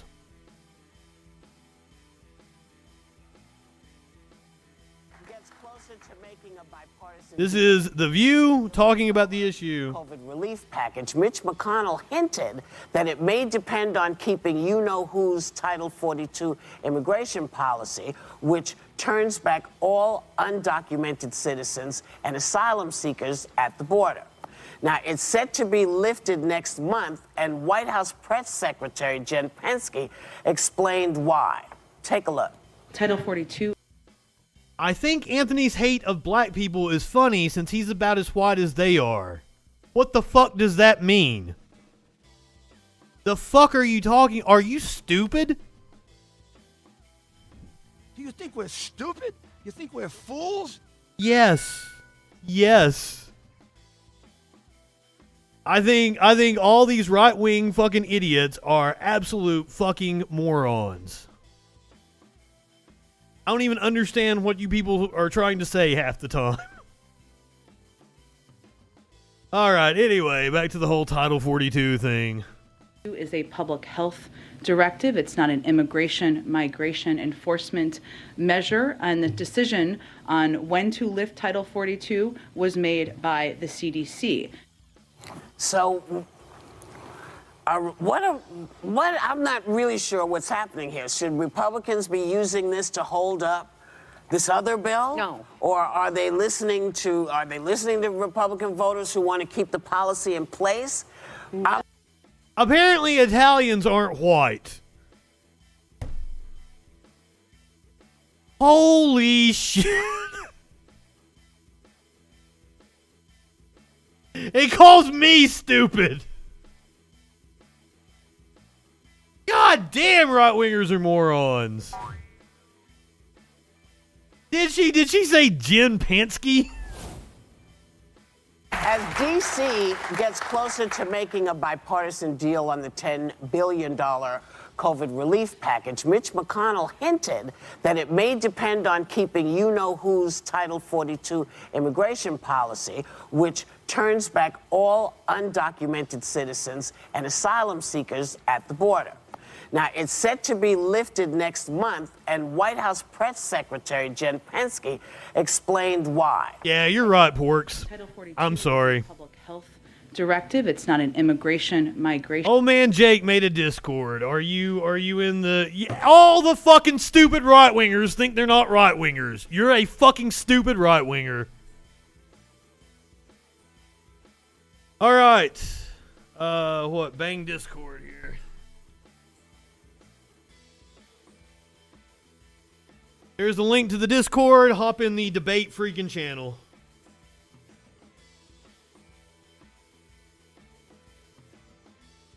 God comic. Great minds. Great minds.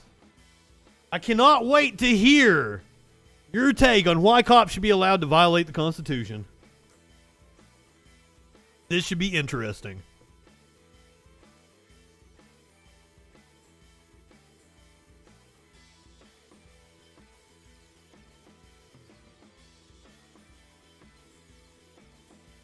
Yeah, I told the Discord that weather may be trying to kill me tonight, but that never happened. There were no tornadoes coming my way.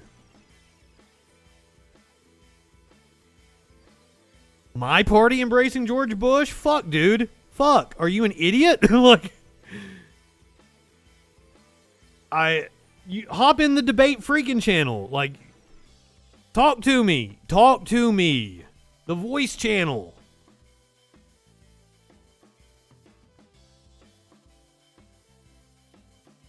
Oh, I'm sorry. Let's hop in the Discord here. The Voice channel. The Voice channel.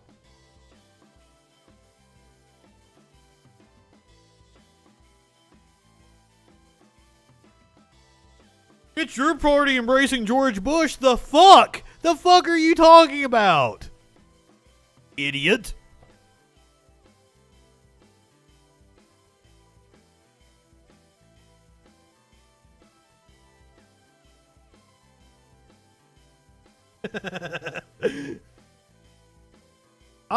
I love how they just they make up straw mans to try to throw at us. Like, what the fuck are you talking? Your party embracing Bush? Fuck off.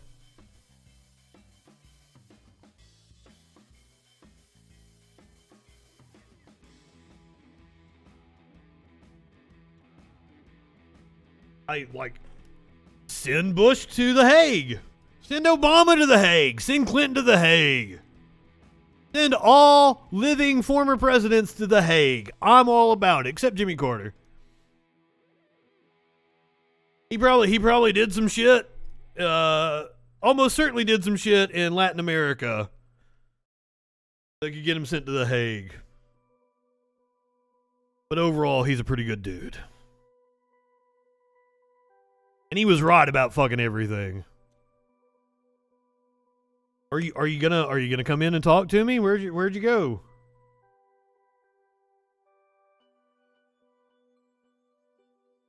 So I think I was always a leftist. I just didn't realize it. I didn't have the terminology to describe it.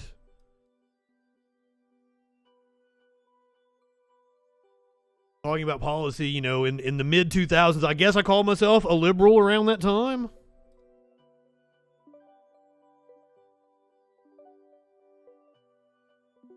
But I've always been a leftist. I've always been egalitarian in my politics. There's a Voice channel. It's called Debate Freakin'. You go to the Voice channel. No, you didn't hit a nerve. You said something fucking stupid. Did you hit a nerve? No, you're an idiot. We're laughing at you. We're laughing at how dumb what you said was.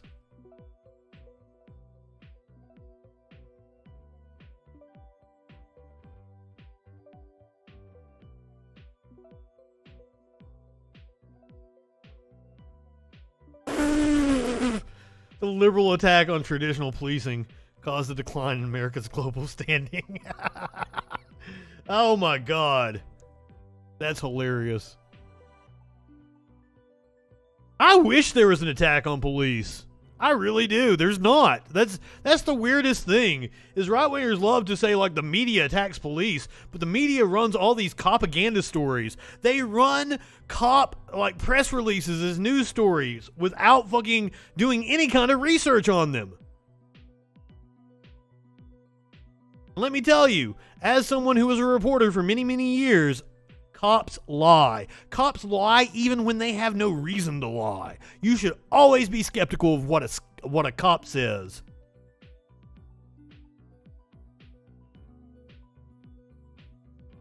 Okay, cool. You support open borders and bring in refugees.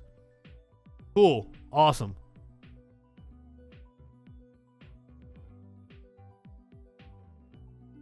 Do you want a cookie for being on the side of freedom? I don't understand.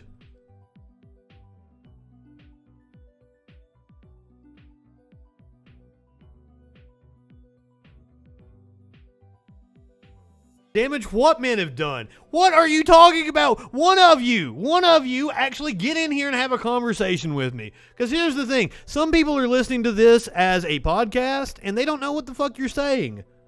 So if you've got something to say to me, hop in the Debate Freakin' Discord channel. I'm there waiting on old man Jake or Eric. You can come in here as well. Come on, come at me, bro.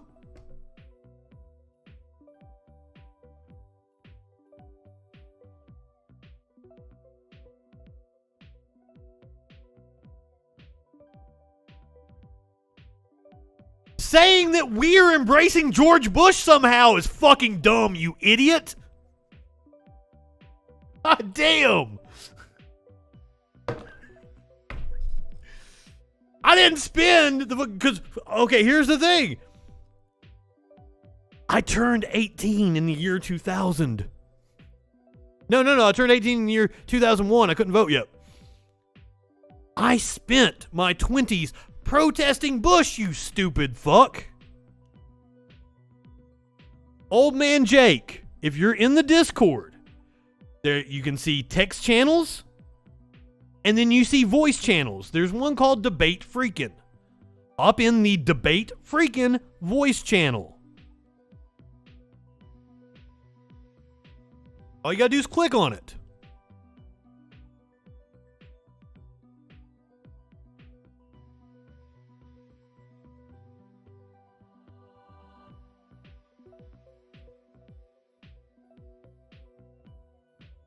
Shouldn't drink and chat.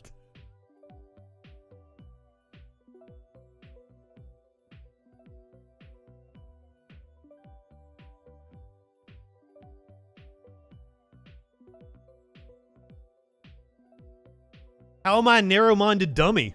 What am I saying that's narrow-minded? All right, old man Jake, are you with us? Yeah, can you hear me?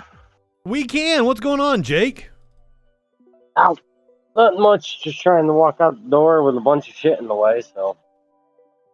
I apologize that you have a bunch of shit in your way. Well, it happens when you got two kids. I wouldn't know. Fuck kids. No. Don't literally fuck kids. Figuratively. That would be bad. Don't fuck kids. That's the kind of shit right-wingers do. Understand. Yeah, I know how quick you are to say that. You what? How quick you are to say right-winger. What do you mean? Well, you put people in categories so fast. Right? Do I? Well, if I disagree with one topic, like, let's say, how do you feel about unions? I'm very pro-union. I worked for a union for a little bit. Okay. And I can see the plus and minuses of it. Well, and I'm not a... Oh, go ahead. No. Go on. With the police union, I can understand it, because of the hazard of it. I can understand. Okay. You. This is like the second time you've talked about it. You said the hazard of it. What are you talking about? Like, let's say you were a cop and you pulled somebody over, and you had your lights on. Hold on. What you're doing is you're using conjecture, right? That's a logical fallacy. What I want is data. And here's the data that I'm going to lay on you right now is that being a cop is not even in the top 10 most dangerous jobs. It is far more dangerous to be a pizza delivery driver than it is to be a cop. I understand that. So I don't know what you're talking about, this hazard. I'm trying to get to the union part. So, well, if you like, the one union I'm against is the police union. So, and the one union I'm against is retail union. Why? I have a good friend of mine that works for a union that's a grocery store. And the union there says you have to throw 77 pieces an hour. Now, a piece is not just a box. Because in that box, you'd have 2, 4, 6, 8, 10, 12, or 24 because of the small sauce cans. Now, he throws 350 pieces an hour, give or take. Or, no, actually, wait. 36. He'll throw 110 pieces an hour in a 7-hour shift when they start throwing. There's 2 guys a night that will throw exactly 77 pieces an hour, never finish their aisles, because they get 2 aisles a night. So you have, your juice, that type of stuff. In a grocery store, if you imagine a grocery store, the center of it is all your cans and that type of stuff. And he has to pick up slack. Now, he makes $16 an hour, and those 2 guys make 22 and 33 because they've been there for so long. The union says you have to start at the bottom and work your way up. But if you don't pull your weight, you can't be fired. Okay, so the first thing is like a $16 an hour wage is pretty good. And it probably wouldn't be near that if there wasn't a union. Well, no, because it's overnight, so actually they started at 15 plus the $1 overnight.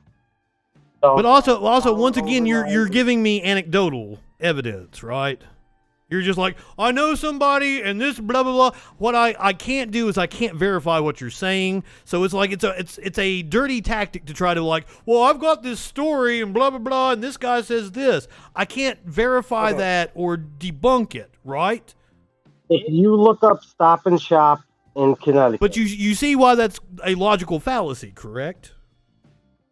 But if you look up Stop and Shop in Connecticut, their union, I think the minimum wage in Connecticut is $14.75. They don't count dollar. The union wages in Connecticut are about $92 for part-timers. Huh? So, hold on, there's a lot of cars going by. I'm sorry, I'm sitting outside. So, let's put Connecticut with Stop and Shop. Really? With Stop and Shop, right? Okay. Wait, hold on. All right, maybe this will be better. Take my headphone out.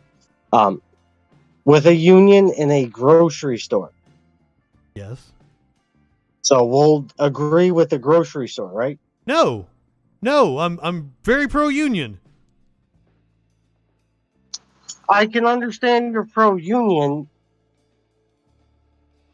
Okay. It sounds like you are upset that this dude is overworking himself, sounds like he's giving away the value of his labor and isn't being fairly compensated. Yes. But I feel like that would be way worse without the union. What are you talking about? No. With the union, he has to start at minimum wage. Okay. Hold on. Who do you care about in this situation? Do you care about the worker or do you care about like the profits of the company? Because I don't give two shits. I don't give two shits about the company. I care about the workers. Yeah, and I care about my buddy that has 3 years on night crew that was laid off because of some stupidity, which we can get into in a little bit. That you blame the union for. How do I know that your buddy wasn't drunk on the job? How do I know that he wasn't inefficient? How do I know that he wasn't a bad worker? This is useless for us to talk about, right? Because I like to talk about data and facts, and you're like telling me some story about your buddy. See, he showed up late 4 times, but he couldn't bring in proof why he was late. All he had to do was bring in a receipt or a doctor's note. Even I told him, just have the doctor write you a note. That's all you had to do. So your buddy was lazy. And No, he's not lazy. He can throw like a machine. He can throw freight like a machine. But he didn't. All right. Let's leave this alone because we're clearly not going to get anywhere on this. Yeah. Like you're basically describing that your friend was laid off for cause. Now he's in the union. Now he sees what untouchable is. Now, well, good. I like the unions that are like teacher, plumber, contractor, police. No, I like unions, period. Like just having any company in your area unionized raises the wages for everybody. Yeah. See, you say it raises. No, there's data to support that. Exactly. But here comes the thing. As a part-timer at Stop and Shop, you're paying almost $92, and this is in Connecticut, for the union dues. Plus, every week they're taking $6 to $8 for fees. And it's not tax deductible. So they just renegotiated their contract. Can you imagine how little that company would pay them without a union? Price Chopper and ShopRite are looking to hire night crew people at $16, $17 an hour because they can't find help. Okay, good. Home Depot, that is not union, just changed the rules. As the truck goes by, hold on. Just changed the rules that after you pass your 90 days probationary, you get a week of vacation paid. Because they can't find work. Now, These are all companies that are not union. But if you're competing with a union, like you're going to offer benefits to compete with a company that is unionized. You understand that, right? So I was talking about having one company that's unionized in your area drives up the wages for everybody else. That's what I just said. Yes, but if you go to a union in retail, like Stop and Shop, you have to be there for a year to get 10 hours vacation time. Then you can start getting personal days. And you only get, for retail at Stop and Shop, or union, you only get 20 hours sick time in Connecticut. Can you imagine how much less it would be if you didn't have collective bargaining? Yeah, I could see that. Can you? I can, and could you not? Jesus, goddamn Christ. Hold on, I live around a bunch of goddamn rednecks, and all they do is run up and down my road. Hey, let's not talk about rednecks now. I am a redneck. Hey, I understand having a lifted truck and all that, But when you No, that's not a redneck. That's not a redneck. That's a hick. when you cut your pipe short and put that crimp on it so that way it makes your truck louder, I don't care. I don't want to hear it. I get it. I understand you want to make a statement, but still. Yeah, as Sky Comment pointed out, a lot of retail has no vacation time, no sick leave.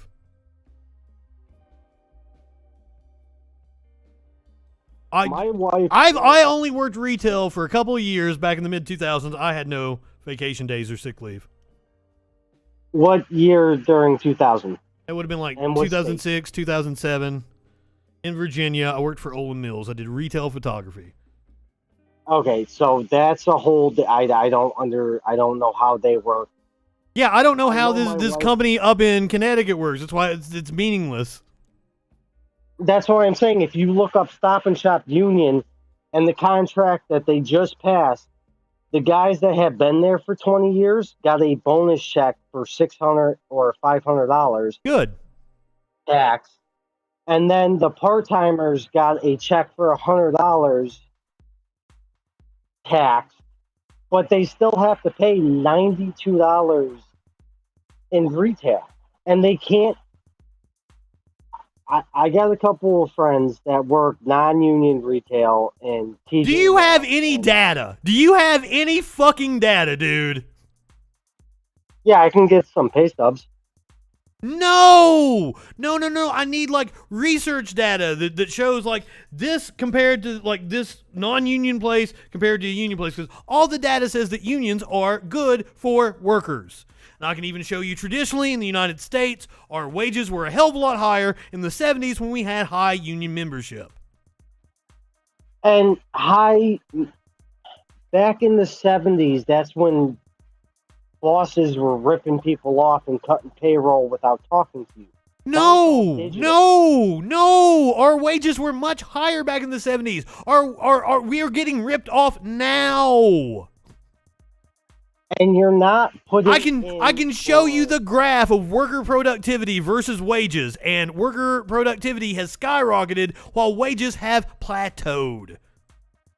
And you're talking about in the. What? You're talking about in the 70s and 80s, right? I can show you over the last century how worker productivity and wages were coupled. And they split off. They split off when we got to the Reagan Revolution, when we got to the union busting. And that's where wages became flat. I can show you the data. Now, let's talk about from 2010 till 2022. What about it? How about the fact that online sales and small businesses like online sales and restaurants and small little businesses like that have been booming? Have they? Does that add into what's your definition of booming, and what data do you have to back this up? All right, Alex Jones. Sorry. I had to throw that out there. What? You kind of sound like Alex Jones. No offense taken. There's her in the freaking Frogs Gate. No, I don't sound like Alex Jones. I mean, he has a decent voice. He's a good broadcaster, so I'll take that as a compliment. Yeah. If radio was still a thing, you, him, and a few other people would make killing. But no. Oh, honey, I was in radio for 20 years. Nobody makes a killing in radio. Well, maybe in the 70s and 80s, like the facts you want to quote. Yeah. Back when unions were strong. Yeah. I would have definitely been Johnny Fever on WKRP back in the day. Okay, but like, let's stop this union thing, because we're not gonna get anywhere, because all you've got is like anecdotes. But like, the thing I want to talk to you about is, why do you think it's okay for cops to violate the Constitution? What part of the Constitution? The 4th and 5th Amendments. Are you trying to lead into no-knock warrants? Absolutely. That's one of the things. Oh, okay. That's a violation of the Fourth Amendment. That cop shooting the dude in his home, that was a violation of the Fifth Amendment. So let me go over my understanding and my belief with no knock warrant. Do you want me to read the Constitution? Do you want me to read the Fourth Amendment and the Fifth Amendment to you? Can I just go over my statement with no knock warrants and how I believe about them? It doesn't matter. They're unconstitutional. So, The action that we saw earlier involving Amir Locke was unconstitutional. Yeah. They violated his constitutional rights. If you're not on that side, then you're on the side of being against the Constitution. but here comes the thing. With a no-knock warrant, the only time I believe a no-knock warrant is justified is if the subject's house, like the person that is known to live there, has more than 4 violent crimes against them for jail time or prison. So someone that has domestic violence, a shooting crime, or gang. Okay. Now, hold on. The right of the people to be secure in their persons, house, papers, and effects against unreasonable searches and seizures shall not be violated, and no warrants shall issue but upon probable cause supported by oath or affirmation, and particularly describing the place to be searched and the persons or things to be seized. so That's pretty fucking clear, isn't it? yes, but let's say you live in a house and the house next to you has. Does the Fourth Amendment say anything about, let's say you live in a house and there's no conditions to it? Now, see, I can make the same argument against Second Amendment. Now, I'm a big believer for the Second Amendment, but I do not like the NRA. I'm a big person against the NRA. Well, the NRA is nothing but a lobbyist group for gun manufacturers, Yeah. so you have every right to be against the NRA. Yes, and I believe everybody should, under certain circumstances, everybody should be allowed to have a firearm as long as they fall underneath the state guidelines. Now, the state guidelines, like in California, have infringed against the Second Amendment. Now, what you have to understand is, as an officer that is trying to go into a house, like let's say you're an officer, right? And you get a call. I would never, ever be a cop because I believe in upholding the law. Yes. But let's just say hypothetically you're an officer. And dispatch calls in saying a lady called 911. There was a bunch of screaming. And you think you heard weapon, gun, or knife. You show up to the front door and you hear screaming, like someone's dying screaming. What do? Do you just stand there and knock on the door? Hey, can I come in? Or do you go through that door? What? Wait a minute. Did someone call 911 to report a crime being committed against them in this house? Yes. Well, that falls under the reasonable searches, right? Yes. Okay. Now, let's take that same theory that you're an officer. And you're sitting there and you're about to go to a house where you know 2 known gang members that have 3 arrests. They've been in prison a couple times. They have assault with a violent weapon.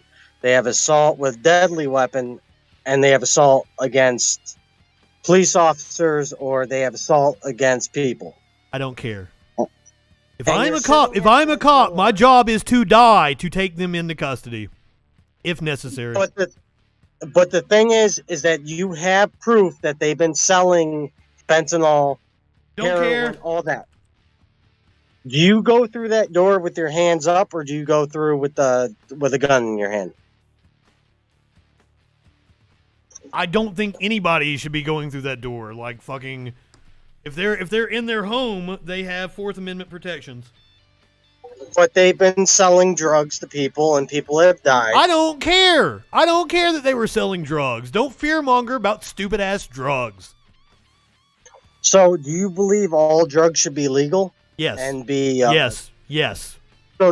So you think a heroin addict should be able to go to a state-run place where the Yes. drugs are tested? Yes. Thank you. See, now here comes the thing. We're not yelling at each other, and I actually agree with that because I think if a state-run facility with any type of drug that you're addicted to, from tobacco to ecstasy to heroin, should be 100% legal, because then you cut down on the cartels, and then Yes, you yes. no longer need no knock warrants.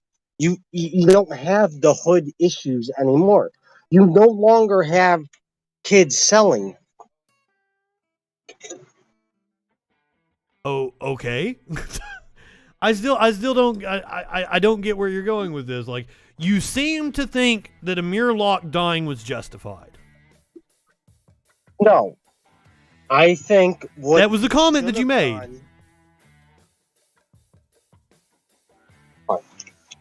What I think he should have done is not reached for a firearm. What he should have Okay, done- 6 seconds. Man, you're in your house, you're asleep, you're a legal gun owner, and somebody busts in your door. What's the first thing you're going to fucking do? You said you believed in the Second Amendment, motherfucker. Put your money where your mouth is and get pissed off about Amir Locke dying. The first thing, if my door gets kicked in... He had every right to shoot every single one of those cops. No, the first Yes. thing Yes. the first- You said you believed in the Second Amendment. The first thing I'm doing is Somebody busts into your house of a morning, you're going to pull a fucking gun out on them, aren't you? I'm gonna reach for my gun and say, I have a loaded weapon, leave. 6 seconds, man. 6 3 seconds. times.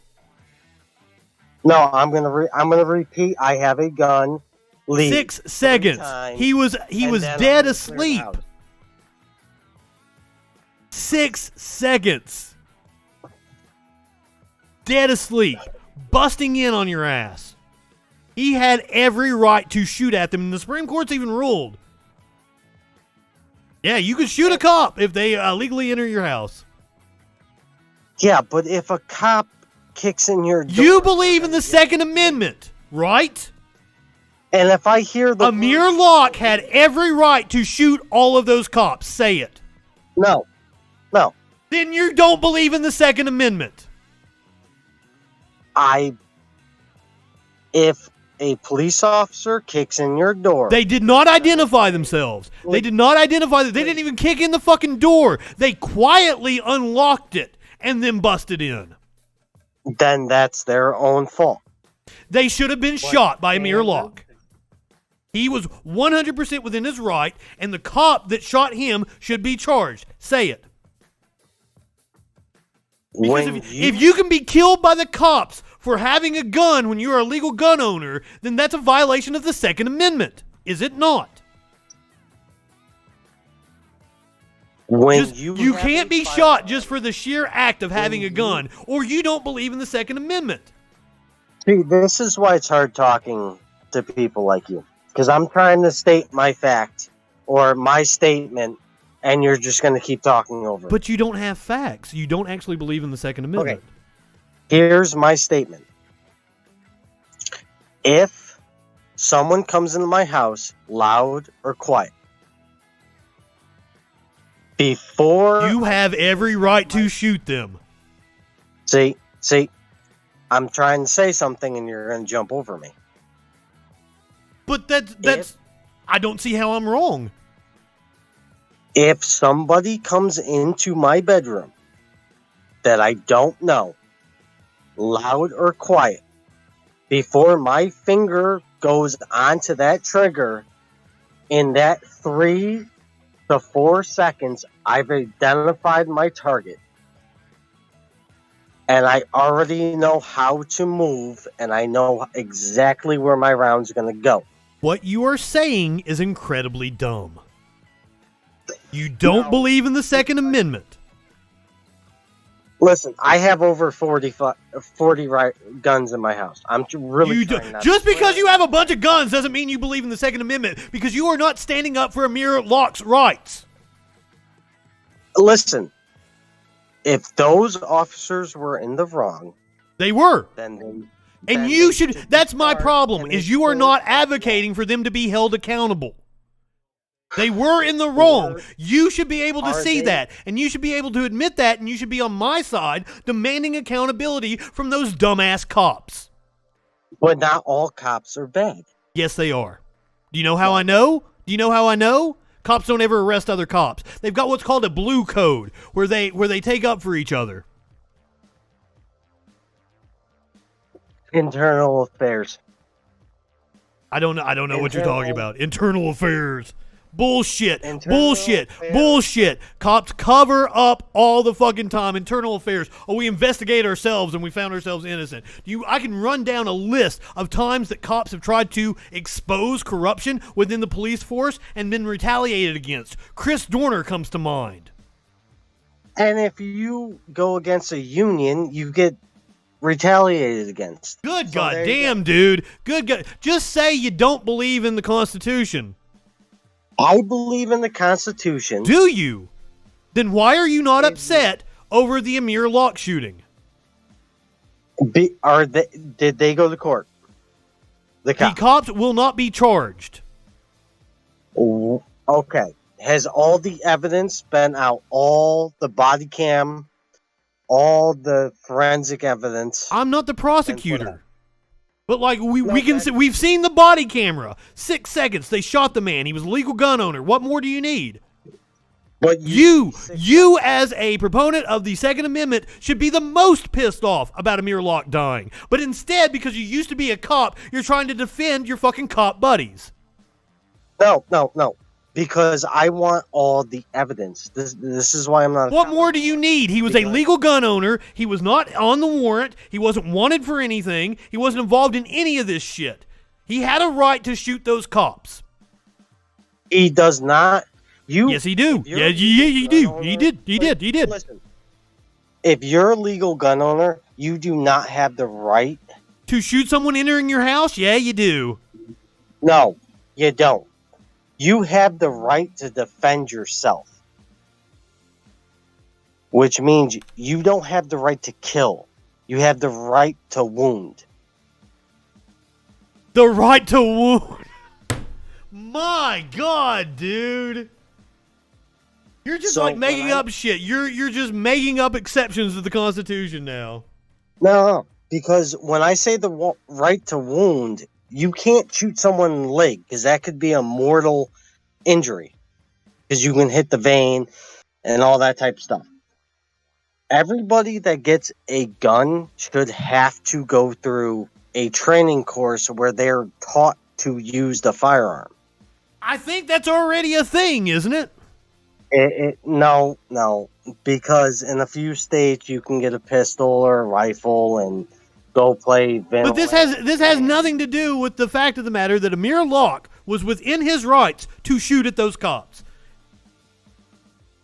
And that the cop that shot him was in the wrong and violated the Constitution. That's what I'm trying to get from you right now. We can get on the same page. I can understand the Constitution law. I can get that. Can you? But you keep saying there's 6 seconds of body cam footage, right? There's about 30 seconds of body camera footage. It's 6 seconds from the time the cops entered the apartment to the time that they shot him. So I want to see the field report. I want to see the photographs of exactly what had happened. And I want to see... Do you even know the story that I'm talking about? No, because if you... So you're just speaking out your ass. But you think I should take you seriously, though? Listen, if the reason for them, the police officers, to go into that apartment or house was justified, and shots were fired, then they need to be re-examined.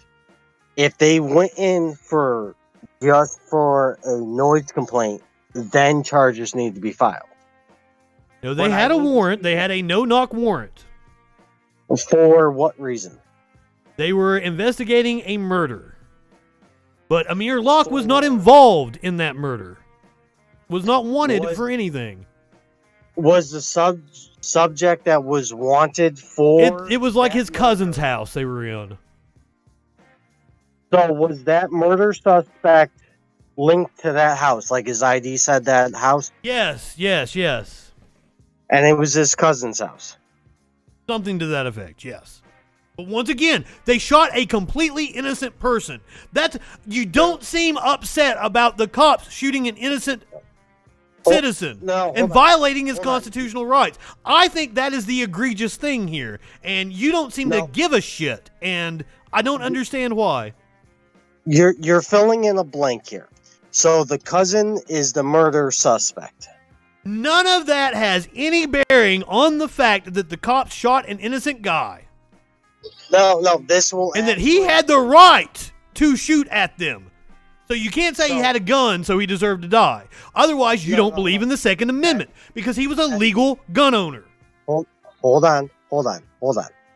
So the cousin was a murder suspect, right?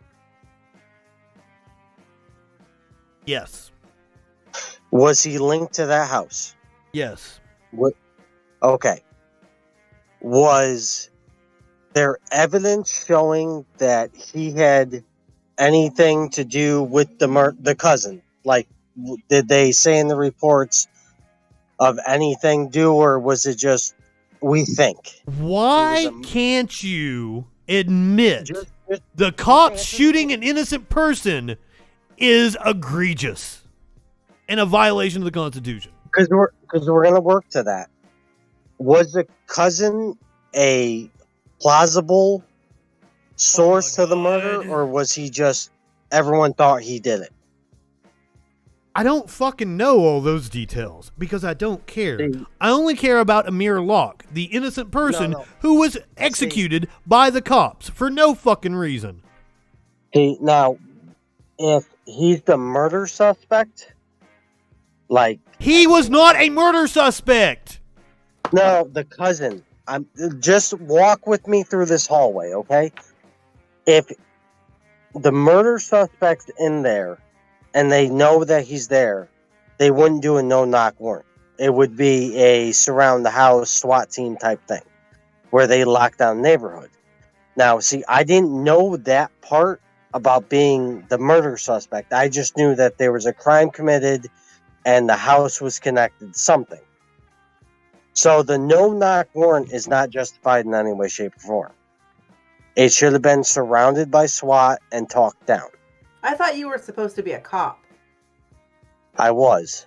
No, I don't. No, you weren't. You're a fucking liar. I don't believe for 2 seconds that you were ever a cop. You were a swap and shop union member. He said it was his friend was a swap and shop union member. Stop and shop. Whatever. Okay. You were never a cop. You're a fucking liar, first off. Second off, you have no... If it was you in the situation, you haven't even been able to put a full thought together in 6 seconds. The cops would have blatted you out of the fucking living room. If there's a murder suspect in a house, you don't go in. It does not matter. The circumstances, despite all of your anecdotes and bullshit, doesn't mean shit, because the fucking dude they killed, who was an innocent bystander, had nothing to do with anything in the fucking situation. But I didn't know the part of the murder suspect. Well, you sure came in fucking hot with some opinions like you did. So how about maybe now you change it up a little bit and go, okay, maybe previously I didn't believe in the Second Amendment and fuck the Constitution, but now this good sir who has taken his time to speak to my dumbass has changed my mind. See, this is why it's hard to talk to people like you. No, it's not hard to talk to people like us if you're not an idiot and if you admit when you're wrong and you don't know the fucking full information of whatever it is you're trying to rail so hard against. You're just trying to be combative so you can get attention. No, the thing is I thought that this was another, white guy kills a black person. Now that I have all the information, well, some of the information. The race doesn't matter. I give a shit about the Constitution. Black, white, I don't care. Nobody should have died in that situation. Exactly. And they should have done where they circled the house, closed down the neighborhood, and let him come out on his own accord, or barricaded and gone that route. Can you admit that the cops violated Amir Locke's constitutional rights? I can say the cops should have not entered that door. They should have taken... I don't know why saying that they violated Amir Locke's constitutional rights is so hard for you, especially given that you are a Second Amendment proponent.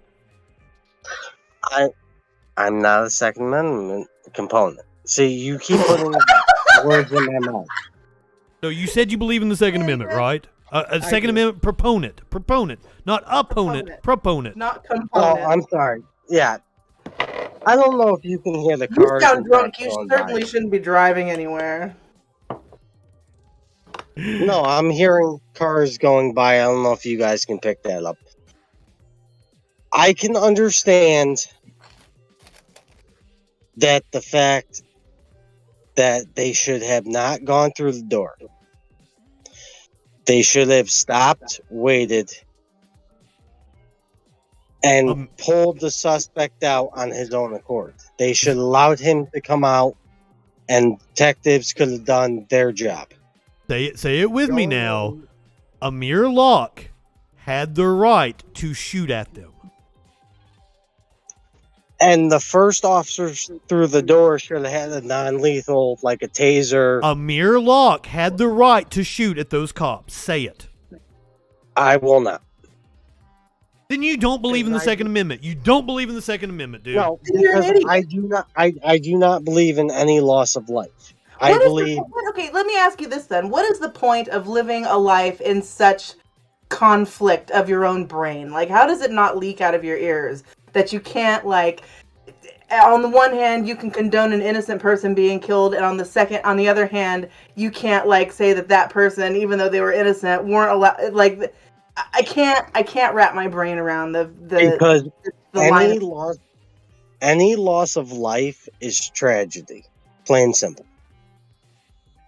Well, the cops kill about 1,000 citizens every year, more than the 10 next industrialized countries combined kill in 10 years. So I think there's a problem with U.S. policing. And I believe there's a problem with the world, but we can't tackle that today. We can. Yeah, but that's okay. The problem with the world isn't a public policy issue. Policing is. Then how do you think we maintain law and order? How about that? You're arguing that we should just let cops execute people in the fucking street against the Constitution, and then asking me how to fucking maintain law and order. What the fuck? No, I'm not. See, I am asking you to abide by the Constitution, asking cops to abide by the Constitution. That's called law and order, motherfucker.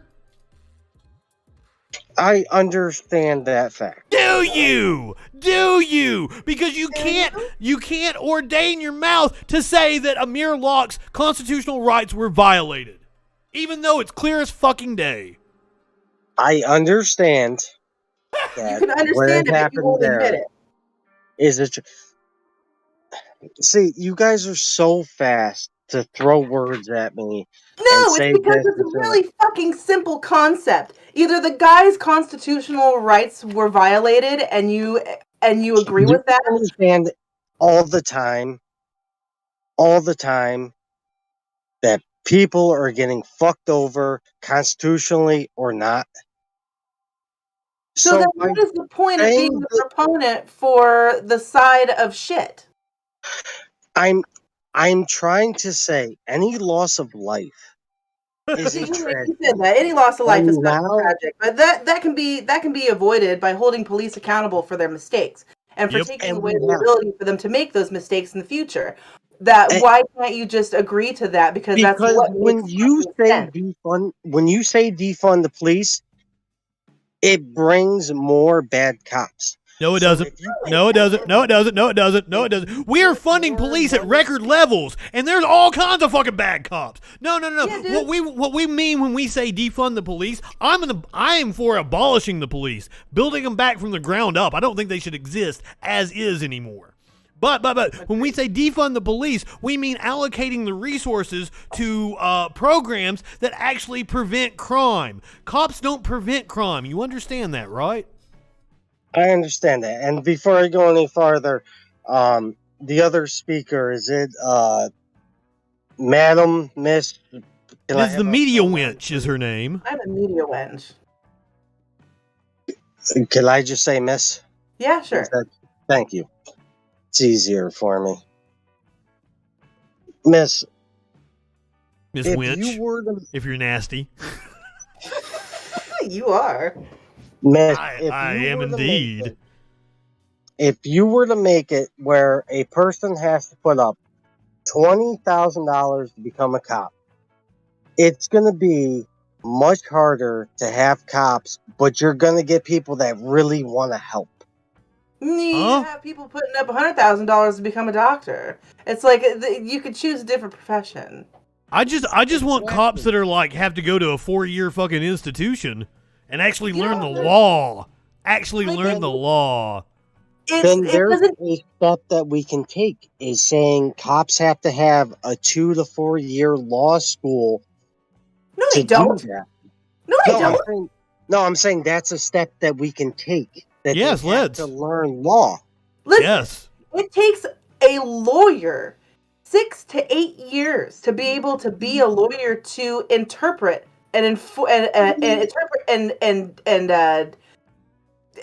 do fucking and go to court. It takes like 16 months for a cop to fucking enforce it. Like, what the fuck is that? There's a huge gap here on the responsibility of what the responsibilities of a police officer should be, who are far too often being the judge, jury, and executioner on the spot, when that should not be their responsibility and should not be the culture of the police. If you were to say to become an officer, you have to have a 2 to 3 year degree law. Like, you just go learn law for 2 to 3 years. And people would become lawyers because they make much more money than police officers.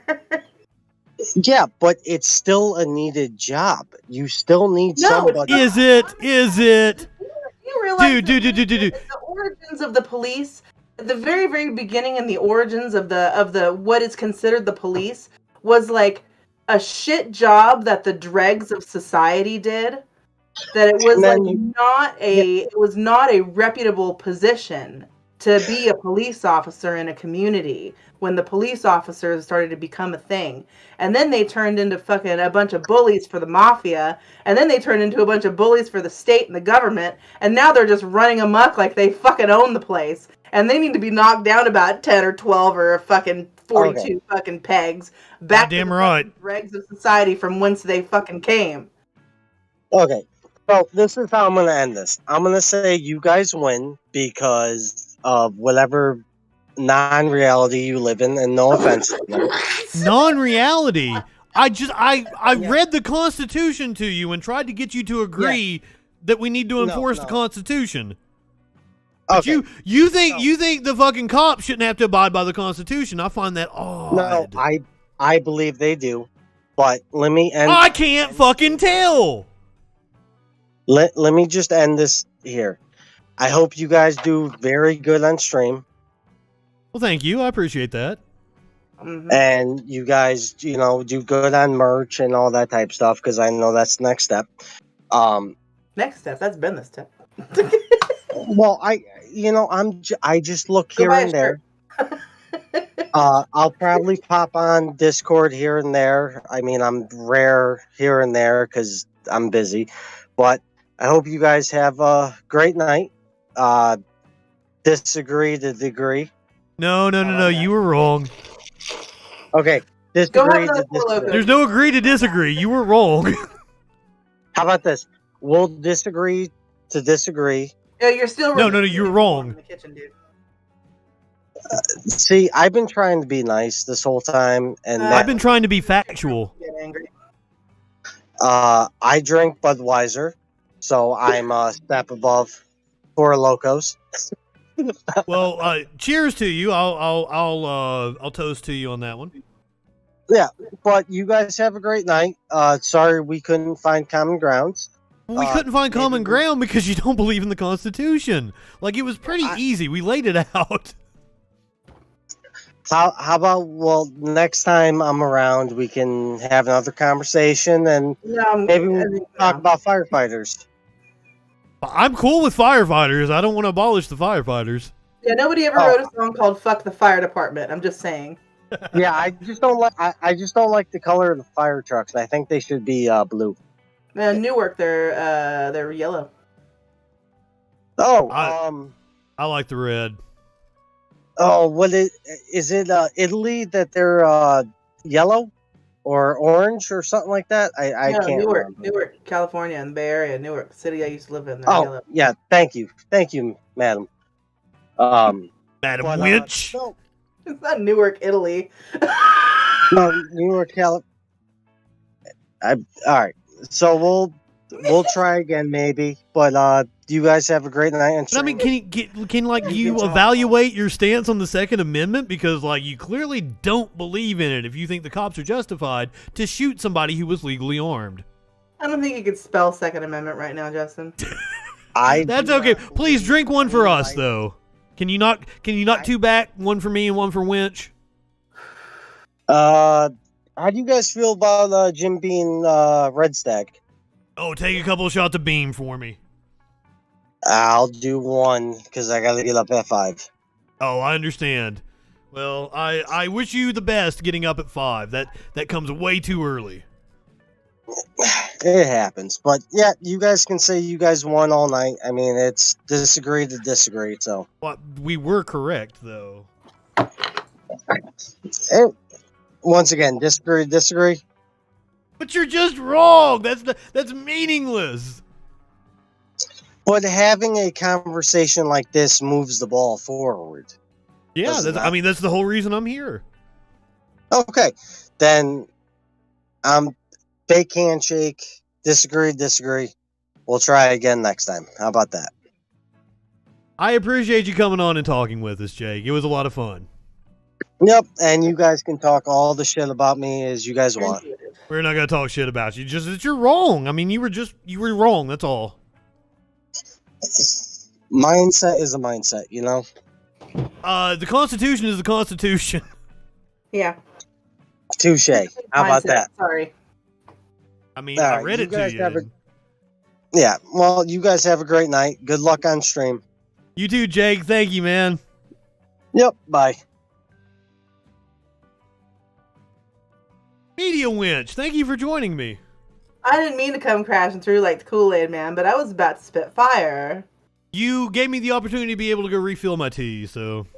I'm glad to be of service. I think he talked the whole time. I was I am pretty much deaf, so like my headphones were blaring when I was over. I heard everything he said the entire time I was away.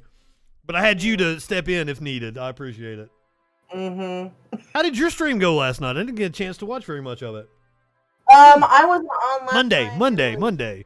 I forgot what night it was. Monday was good. Monday was real good. We watched the Adrian Curry video. She's gone like straight QAnon fucking pedo shit. I mean, she was there already. No, like worse. She's gotten worse. Oh wow. Worse. Yeah, right. It's worse. And then we watched a couple episodes of the Red, White, and Blueprint documentary, the back episodes, because we're going over those again. Yeah, what's going on? Like, catch us up with the Shasta County thing. Didn't you have a recall election that happened for like a school board or some shit? No. It was the Shasta County Board of Supervisors for the whole county. Oh, shit. Yeah, they managed to recall one of the supervisors, replace him with a dude named Tim Garment. And nut job. It's been kind of a shit show since they've when Modi was at the beginning of the year. Modi was elected head chair of the board, and then Mary Rickert was voted vice chair. So whenever Modi was recalled, they redid the vote for the head chair and put Les Baugh in, and Les Baugh is one of the 2 other supervisors that they didn't try to recall. That's one of the Red, White, and Blueprint people's fucking buddies with Patrick Jones, who's the other one. And so now it's a 3-2 against Mary and Base Joe, and it fucking sucks. Wow. I can't. It's very difficult to. A county board of supervisors should never be something that is count on a bull to be fucking insane content for a fucking lackluster streamer. Week after week after week after week, that fucking shit delivers the crazy. It should be a mundane approval of budgets. That's all they fucking do. Where to put a fucking stoplight at, where to repave roads. That's what fucking county supervisors do. And allocate funds for shit. It's a shit show every other fucking week. The next night meeting is May 31st, so keep your eyes peeled for that one. Dave and I will probably do an all-day fucking thing like we did last time, because that was super fun. I just leave. Oh shit! That's my birthday weekend. That's my birthday weekend. That's your birthday weekend? Yes. I don't know what I'm gonna do for my birthday this year. Last year, Media Winch and producer Dave actually ran the show. That was Sparkle's first ever time on stream. Yeah. She was on here for what, a minute, and like producer Dave was like, "Oh, you've got jokes." Yeah. Now she's on here every Friday. I was trying to get her to do that. I knew she'd be hilarious.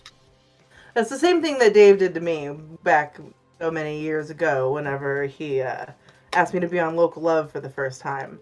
And I was like, I don't know who any of these people are, and I'm an idiot, and I don't want to make an idiot out of myself on the radio. He's like, no, honey, you'll be fine.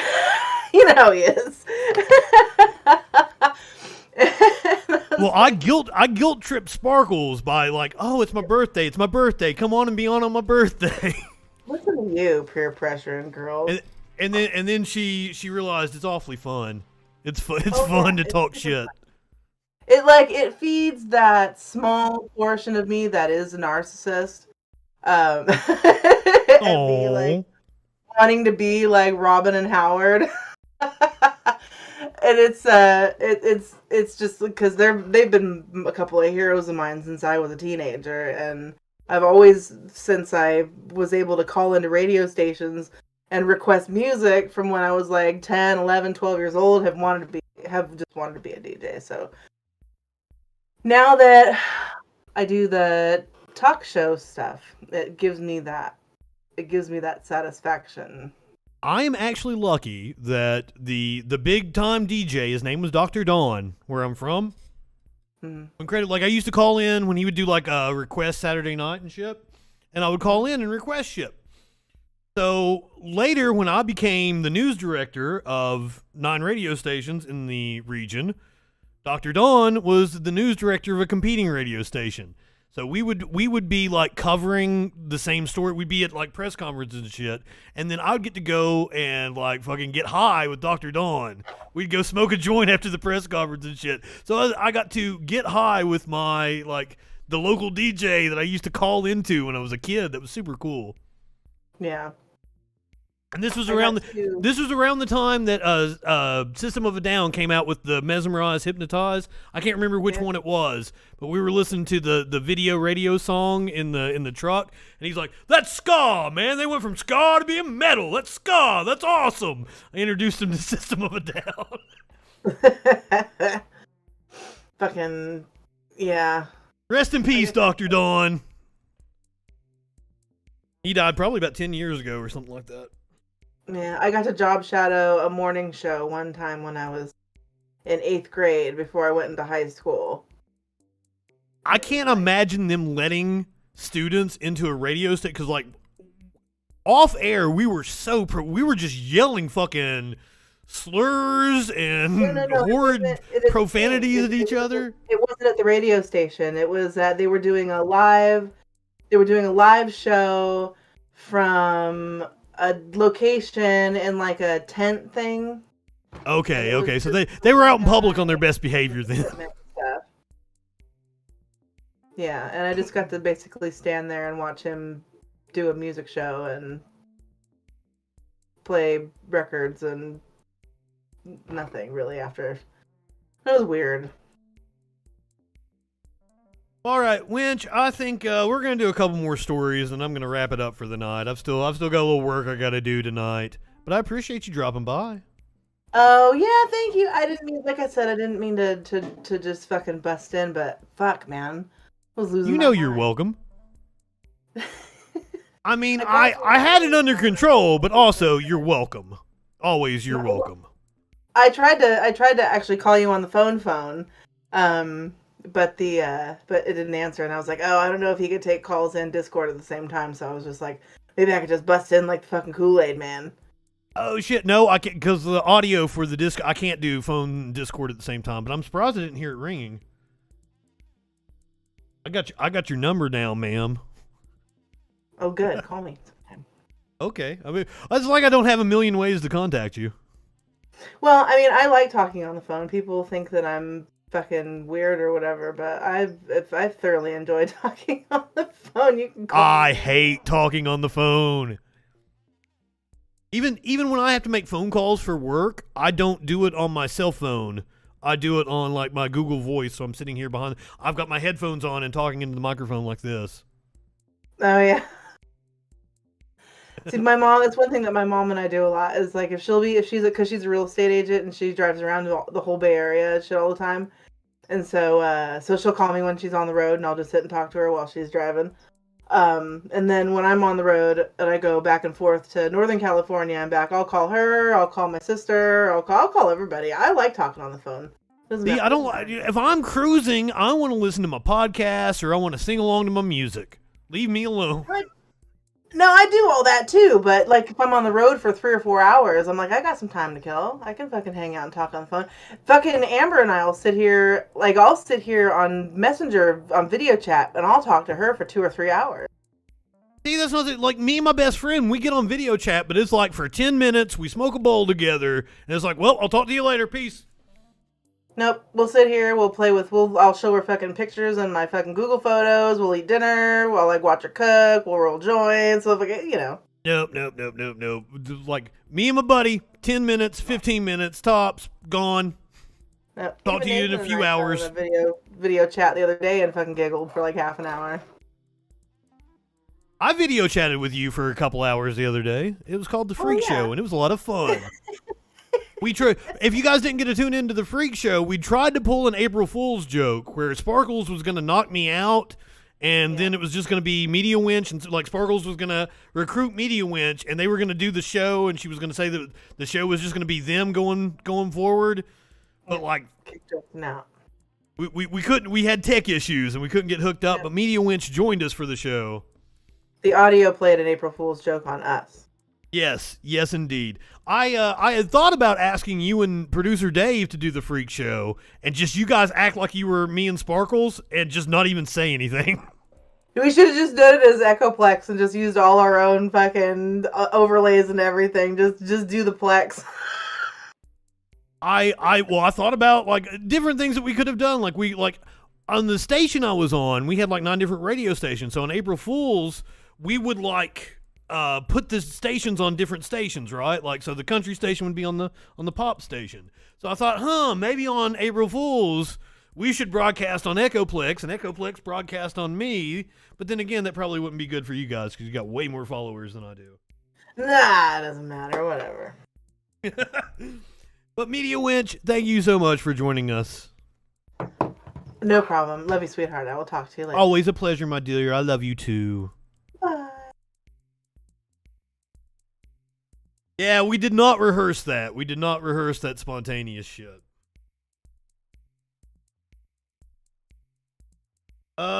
Dip triggered Omni. I've seen, I don't know about Omni, but like I've seen posts by Omni on Twitter. Seems like a real shit lib, but also, I don't know. Okay, so like, even though I talked on the radio, I hate talking on the phone. I don't know what it is, and it may just be the holding, because I'll sit here and talk, as I said, when I'm on calls for jobs and shit. I take the calls here with my headphones and shit. Yeah, like omni-liberal. I didn't know you were on a diet. Yeah, there's like an omni-liberal on Twitter. Amnestic, of course. Do you want to call and do you want to call or you want to Discord? You want me to hop back into the Debate Freakin channel? Please tell us about weird local shit. We love it. Yeah, hop in Discord again. I'm waiting for you.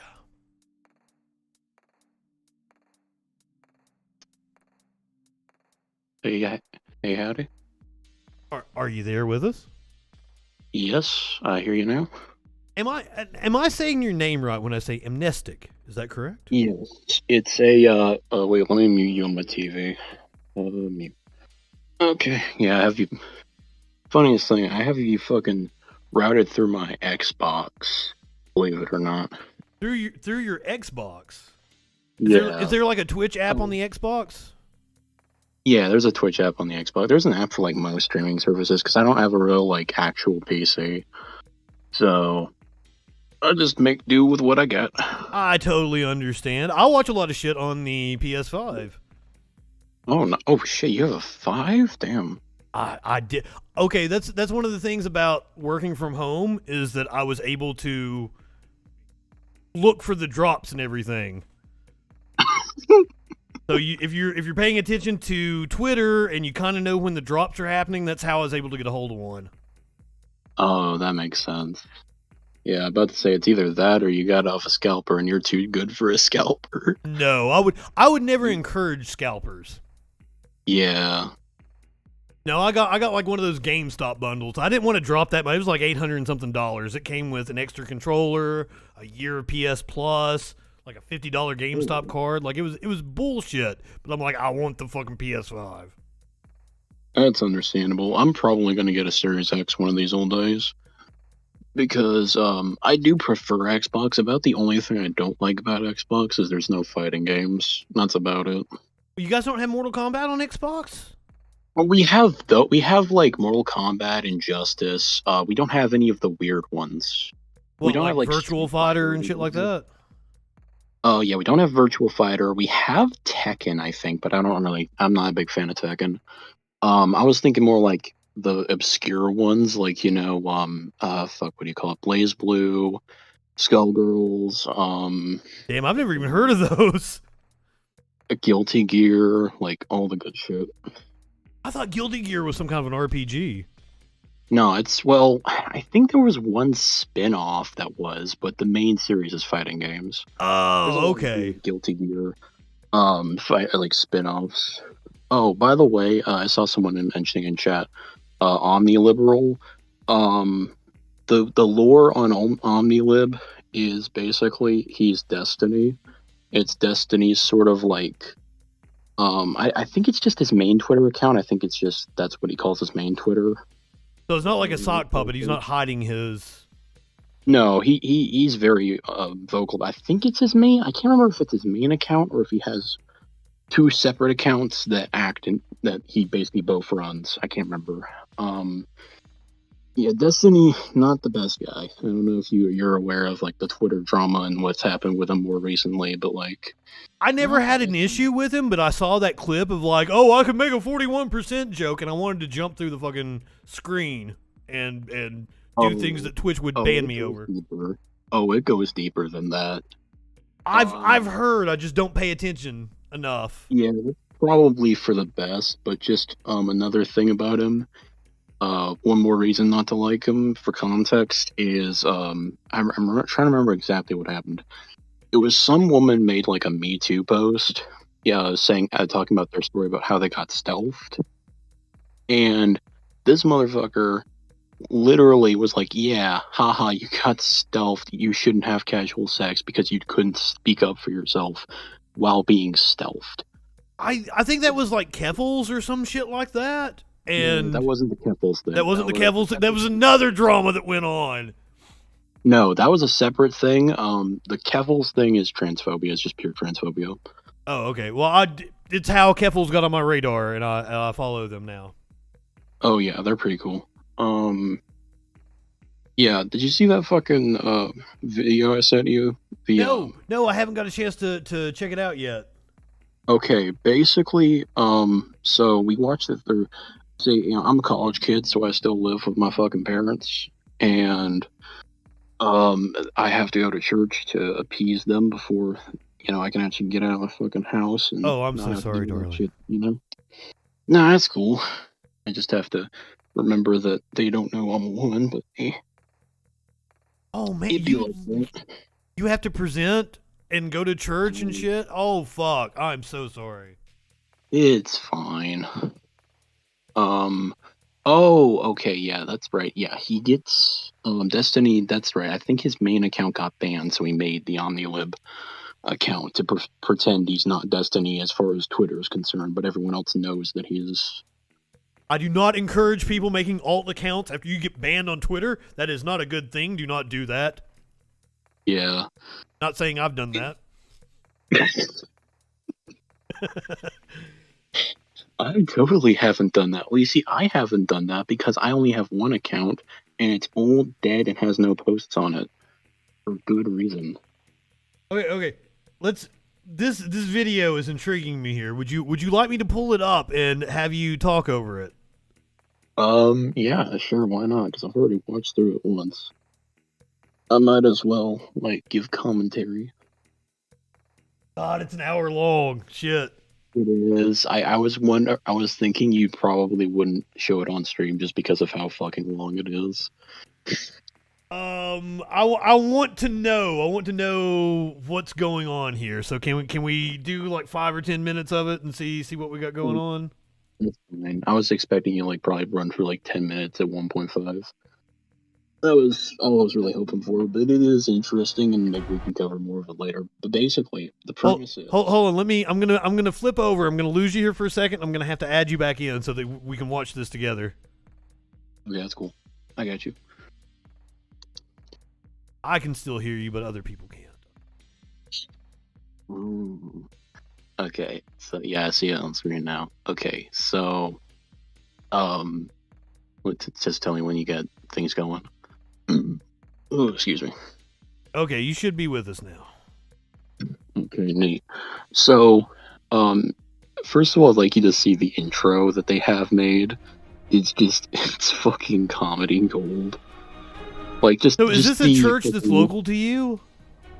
No, I don't know where the fuck this church is. Oh, okay. I have no relation to this church whatsoever. I don't know anything about them. Where did you find it? I didn't find it. It was, my preacher found it and has presented it to the church as, and he basically endorsed, everything said in this. So basically the premise is, this guy here, the preacher in this video, the Gog of Magog invasion. What in the fuck does that even mean? Okay, wait, did somebody in the chat mention Dead or Alive? You motherfuckers, I hate that. Don't even fucking speak of that fucking game. I do not want to hear that fucking name in my chat. Okay, that was the one where they had they did a Dead or Alive volleyball or some shit, didn't they? It's the titty game. It's literally just a titty game. That's all it's about is fucking titties. I don't know. I play Injustice. I play Mortal Kombat. That's my games too, because that's all the Xbox has, frankly. Give me Starfire and I will whoop your ass. Oh, I'm an Enchantress main. Ooh, I love Enchantress, but I can't fucking get the hang of her. I can't get the spells off fast enough. Oh, well, I mean, the thing about, her back 4B is that you don't want to use some of her abilities until you're, on opposite side of the screen from somebody.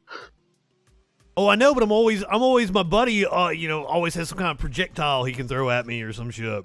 Like he Oh, tends to be okay, like a Red Hood, or he really likes Scarecrow, Joker. He fucking jokers me to death. He fucking hits me with that fucking God, crowbar I all the have time. a friend who's like a fucking one-trick Joker player, and he is disgustingly powerful with fucking Joker. But the trick with projectiles is there's an ability she has, Hell Wall, I think.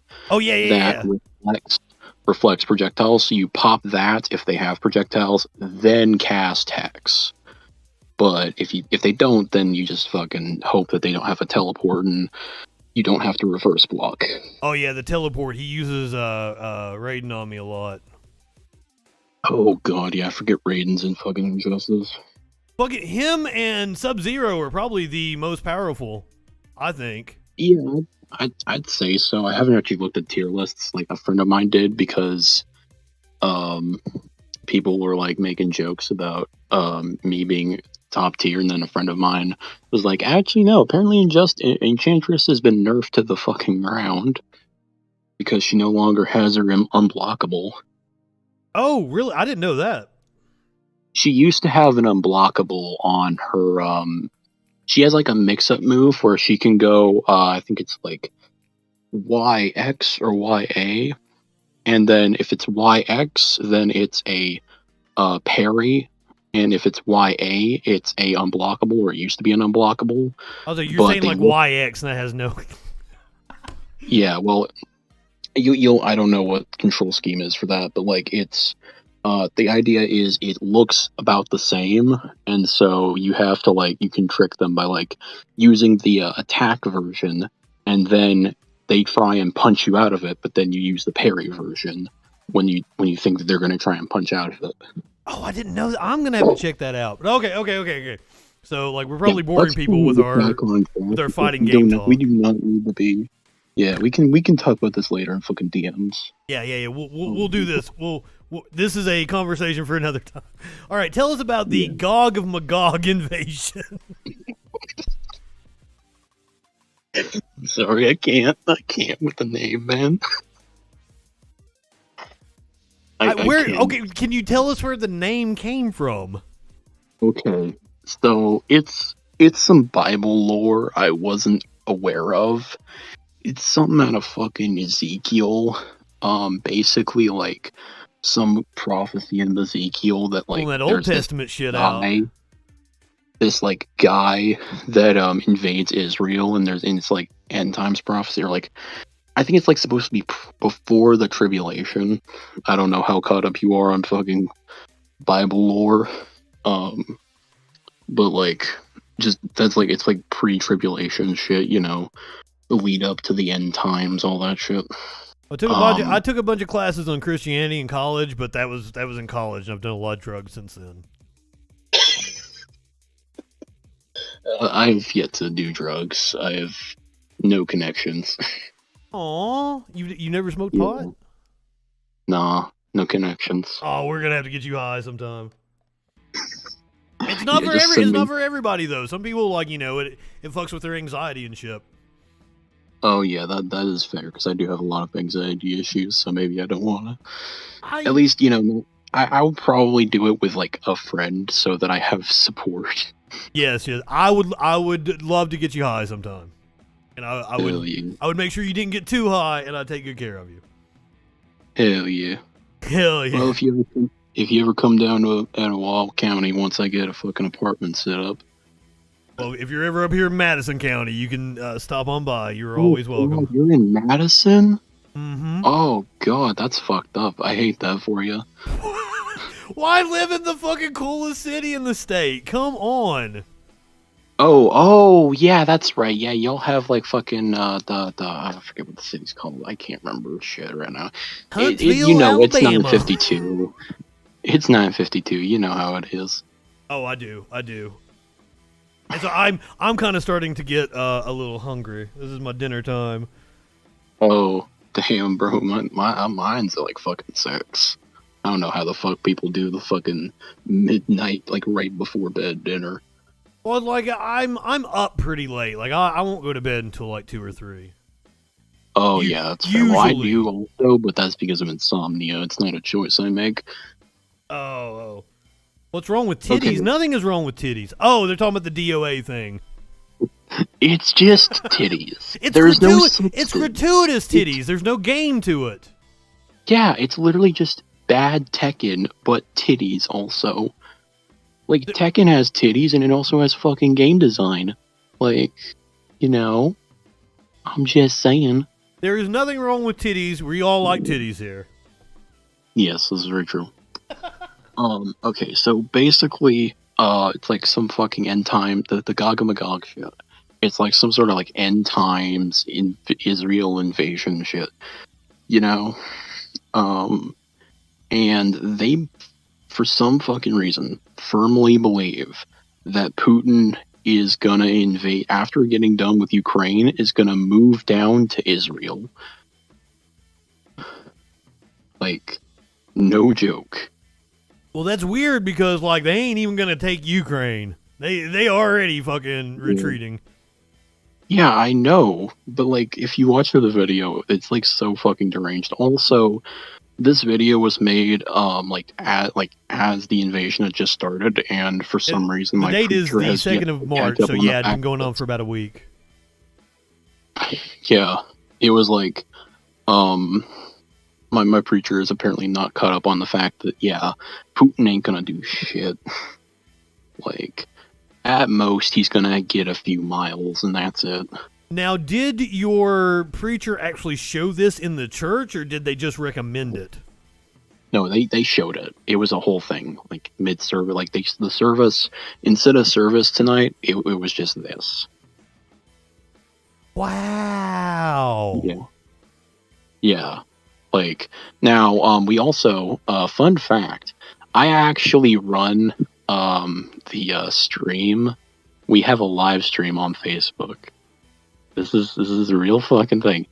And to avoid any possible copyright, we had to, basically, put the video, we had to only, like, do I think it's like 2 minutes of streaming to tell everybody that we're not streaming.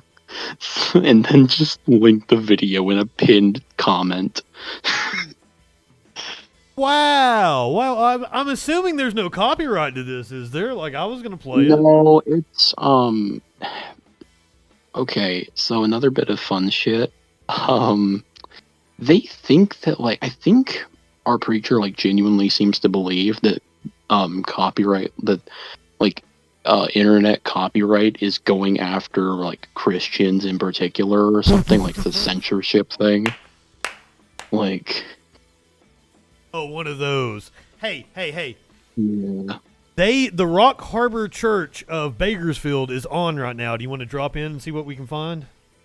Oh god, yes. I am so into this. They're having their fucking Wednesday night service. I'm so into this. Yes, let's do it. Here we go. Give me the Can goods. you hear it? I have your thing muted, so let me pull you up. No, you should be able to hear it on your end. Defamation League always presents their stats. It's getting higher Oh, and yeah, higher in okay. anti-Semitism. Now, you know, you look at the Hollywood elite and stuff. A lot of them are Jewish. You know, what's going to get them to go? I don't know, but I do know this: the anti-Semitism is growing, and it's getting worse. And you look at a city like New York. Yeah. This is what he was talking about. Okay, so part of what he was talking about in the video was he you know how like Israel, you know, and do the whole Palestine thing is sort of like tried to redefine anti-Semitism to just any critique of the government of Yes. Israel instead of, you know, actual anti-Semitism. Yes. Yeah. Yes. Yeah. He buys into that hard. So he's a hardcore Zionist. Yeah. He's one of the ones that like believes in protecting Israel to speed run the apocalypse. Of course, it's all about the U.S. Christians wanting to speed up the apocalypse. Israel loves it because they get the tourism, everybody coming to visit And the the holy money- sites and all shit, the monies, and the money from our the government. bombs, you know, and all that shit. The missiles, the anti-ballistic missiles for the Iron Wall. Or Iron Dome, not a wall. Disposable thumbs. What do you mean? Hit a nerve? What did you hit a nerve about? Oh no, okay. Disposable thumbs. I was joking about the DOA shit. Oh, we're talking about the jiggly titties in Dead or Alive. I don't like it, but like it isn't genuinely like, a violent response out of me. I just like to just joke around with the fucking how trash the game is. Oh shit! But I honestly don't care. Like if you play DOA, I don't give a fuck. Okay, so there are Zionist Jewish people who believe in like the superiority of Israel, and then there are Jewish people who aren't Zionists, and that's the majority of Jewish people actually. Dumping Christianity is trending. Hashtag deconstruction. This is a new trend among the younger. What? Oh god. Hashtag deconstruction. The article said the vast Really, they're gonna deconstruct your faith. Of youngers, okay, are from people who have deconverted from Christianity. They've become Embrace. I'm reading this shit. Oh wait. Also, another thing is due to the hardcore Zionism of this guy, he really likes to go after Islam for obvious reasons. Oh, I bet. Well, we're talking about somebody who probably came of age. He looks about my age, so like 9/11 would have happened, like right at like senior years and shit. Yeah, and like he was actually talking about like he also doesn't like the Catholic Church and the Orthodox Church. Well, the I Russian mean, Orthodox. I agree with him about the Catholic Church. Well, no, not about that. Oh, that's not the problem he has. It's Well, not all the I sex don't abuse he has a know. problem with. Well, I don't know. He didn't really go hard into it. He kind of just was maybe like, yeah. Oh wait, why is he bringing up Zelensky? Wait, what? I don't know. I turned him down. I'd actually been considering. I announced this back in the fall, but I didn't get a chance to. I got really busy and couldn't do it. I was going to start doing a Troll Patrol show that's actually religious based and do it on Sunday. Oh god, I'd love that. Sinful Sundays, and we would do just clips of fucking religious assholes. I'd love to see that, but I probably wouldn't see it. Because I'd probably do it of us like a Sunday morning or something. Oh, that would make it harder. It would be up on the YouTube. I'm still gonna do it. I'm going to get to it eventually. Yeah, I'll probably just get the VODs. All right, I'd love to see that though. Amnestic, I am getting super hungry, so okay. I appreciate you turning me on to this video. I will mock it later, I promise you. Yeah, if you ever get around to it, call my DM me and I'll come back for even more fun shit. Absolutely. I always enjoy it when you show up. Oh, thanks. Love having you here. Well, good night. Oh yeah, it's getting late. Fucking Star Trek Voyager just came on. It's time to fucking watch some good quality television. There you go. Go watch you some Star Trek. A fantastic show. Oh yeah, Voyager. By the way, everybody, fuck anybody who hates DS9. I have no. That's an unironic like anger thing. Like, I've only seen like the New Generation, and like I've seen several of the movies. Like I watched Wrath of Khan. That was one. I went on a kick watching 4K movies, and I watched Wrath of Khan like a year ago. Yeah, see, there's like 4 good Star Trek movies. What about the reboot that they did a few years ago? Are you down with that? The reboots are, they're not very good Star Trek. They're okay movies. The one from like 2014, 2015. I shouldn't watch that. They're not representative of what Star Trek is. Like that. And I mean, I say that, and that's like a problem some people have with DS9. But at least DS9 still kept around like some of the fundamental like feel of Star Trek. The new movies just kind of toss it. Have you enjoyed the Picard show? Have you got to check it out? I loved season 1, but it was still a little bit iffy. I was mainly there for the character development. It does lack the sort of like going to new worlds feel, but like I do like the characters, so I'm still into it.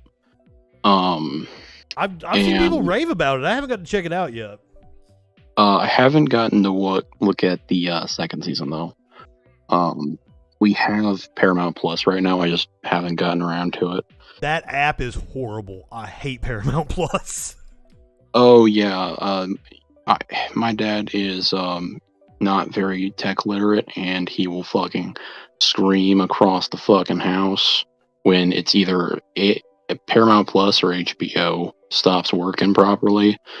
And like, especially after like we got the fucking smart TV, it's even worse because the remote on the smart TV is the weirdest fucking thing I've ever seen, and I know how technology works, and I don't know how that thing fucking works. When I go over to Sparkle's house, I can't fucking operate her TV.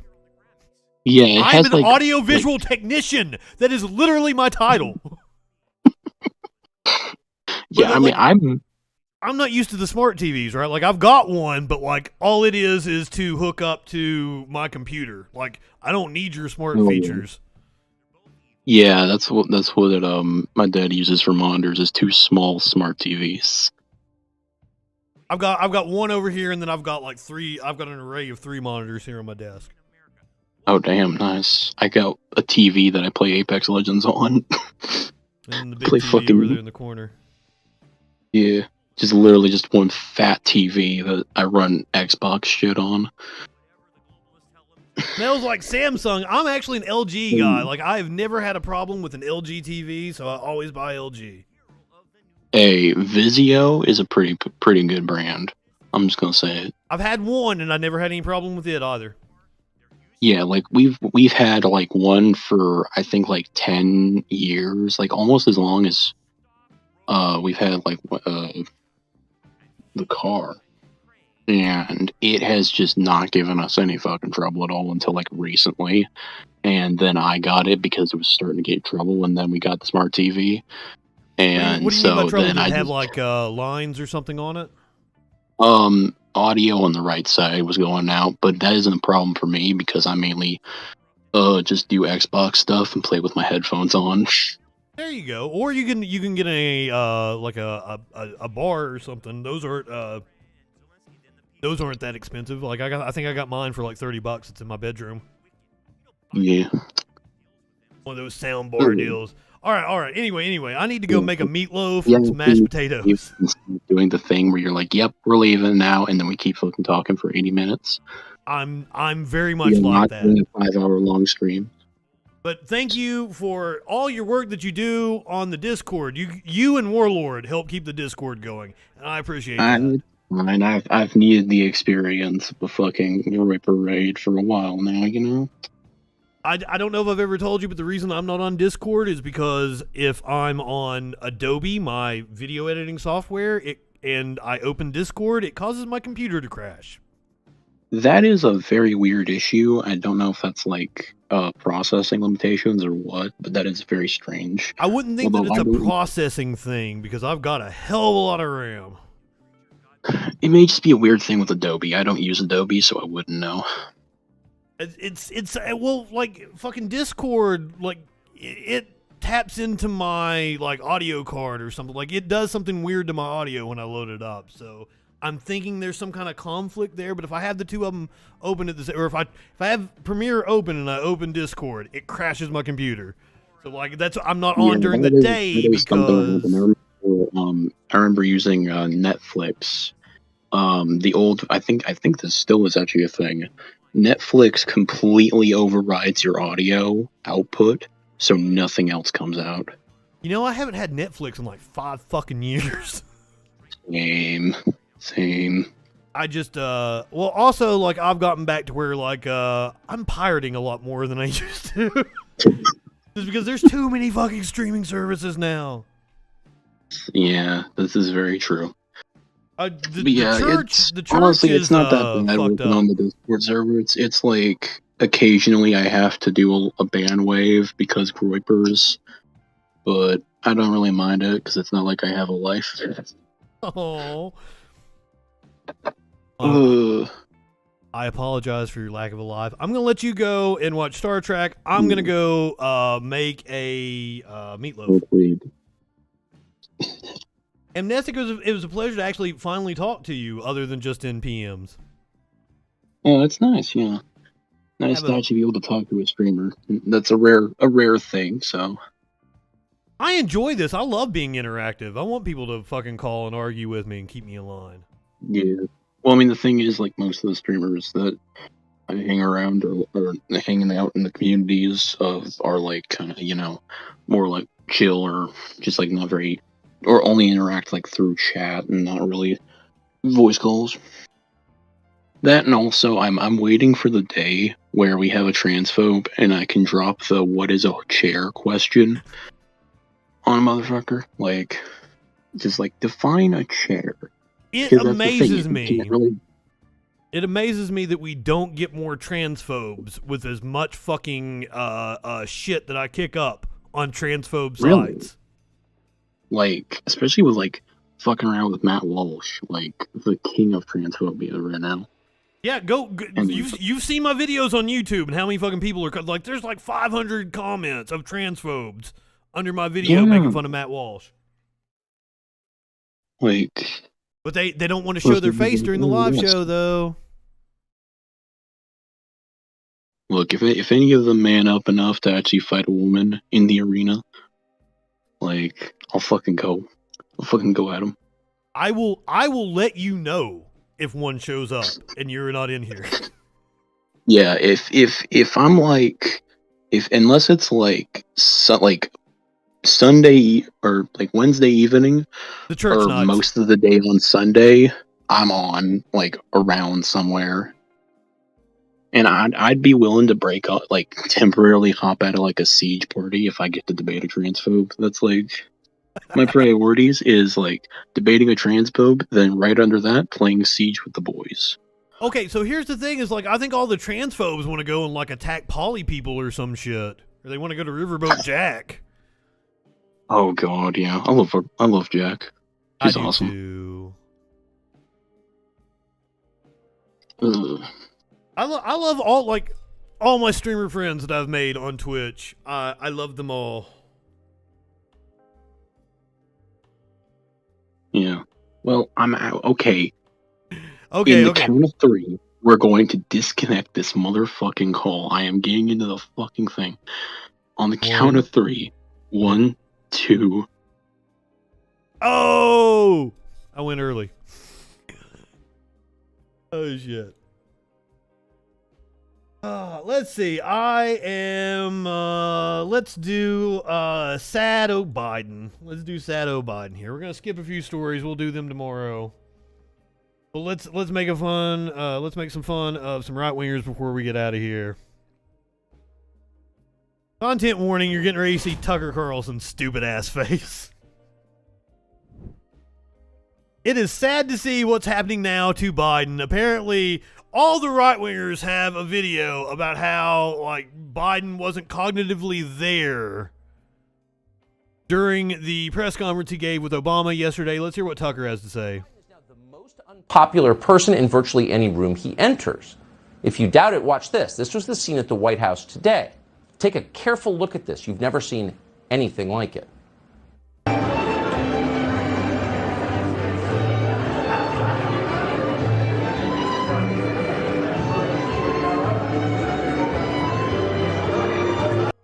It's not as bad as the last time I walked into the kitchen and forgot what I was there for, which happens 2-3 times a day. That's the President of the United States in his own house, shunned. Nobody would talk to him. So Biden wandered off looking vacant as a crowd formed around a former president, Barack Obama, who was obviously deeply grateful for the attention. And then it got worse. It got much more poignant than that. Watch Biden try to horn in on the conversation swirling around Obama. Everyone involved in that conversation, including Kamala Harris, who supposedly works for Biden, ignored Biden completely. Biden desperately tried to get Obama's attention. He puts his hand on Obama's shoulder. He even calls him Barack, like they're friends. But Obama blows him off. He acts like Biden's not even there. Ask yourself if you have ever in your life seen anything sadder than this. Yes, I have. And it's called Tucker Carlson's attempt at trying to attack people. There is tension in the Obama and Biden camps. They're cordial with each other. They don't necessarily like each other all that much. like Obama and Hillary hated each other.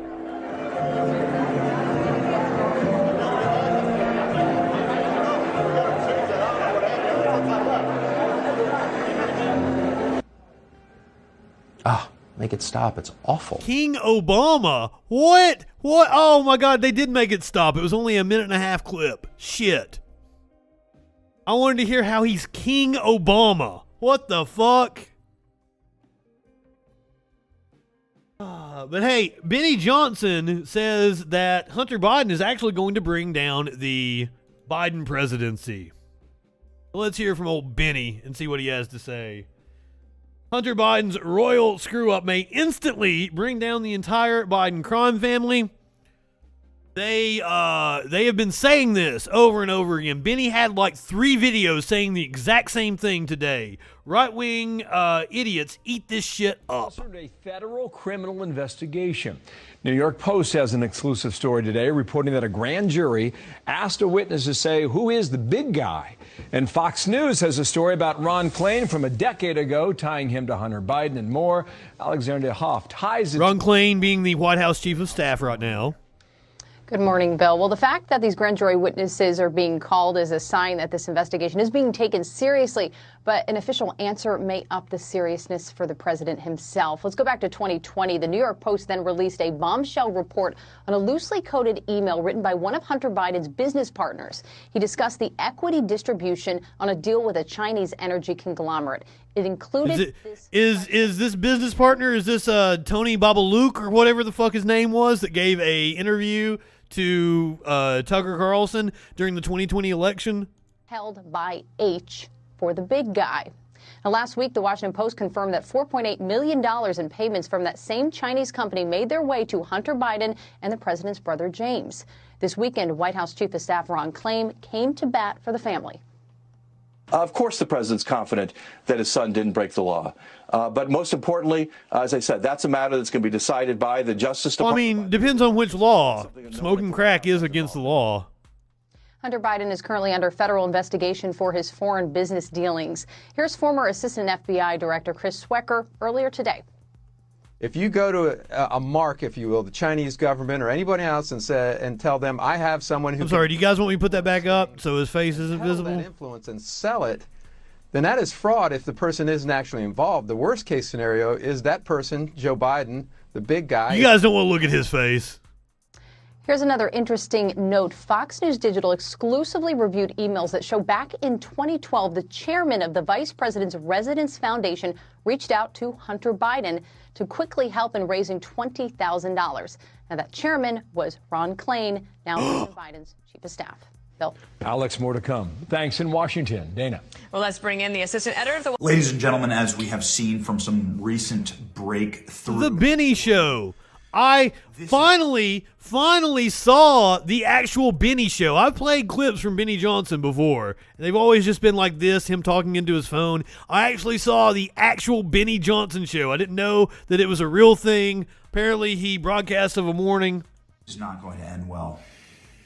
Now, we didn't even know that it would be this big. Barack Obama now getting dragged into the Biden crime family scandals. This is absolutely going to take down an entire regime. There's a group of people who wish to rule you, who think that they know better than you, who think that they're essentially gods on this earth put in charge of you. Their right, they used to call it a divine right, to rule over you, okay? Kings used to say that God gave them the ability. The fuck is he talking about? You, to control your life and to break you down and to violate your civil liberties.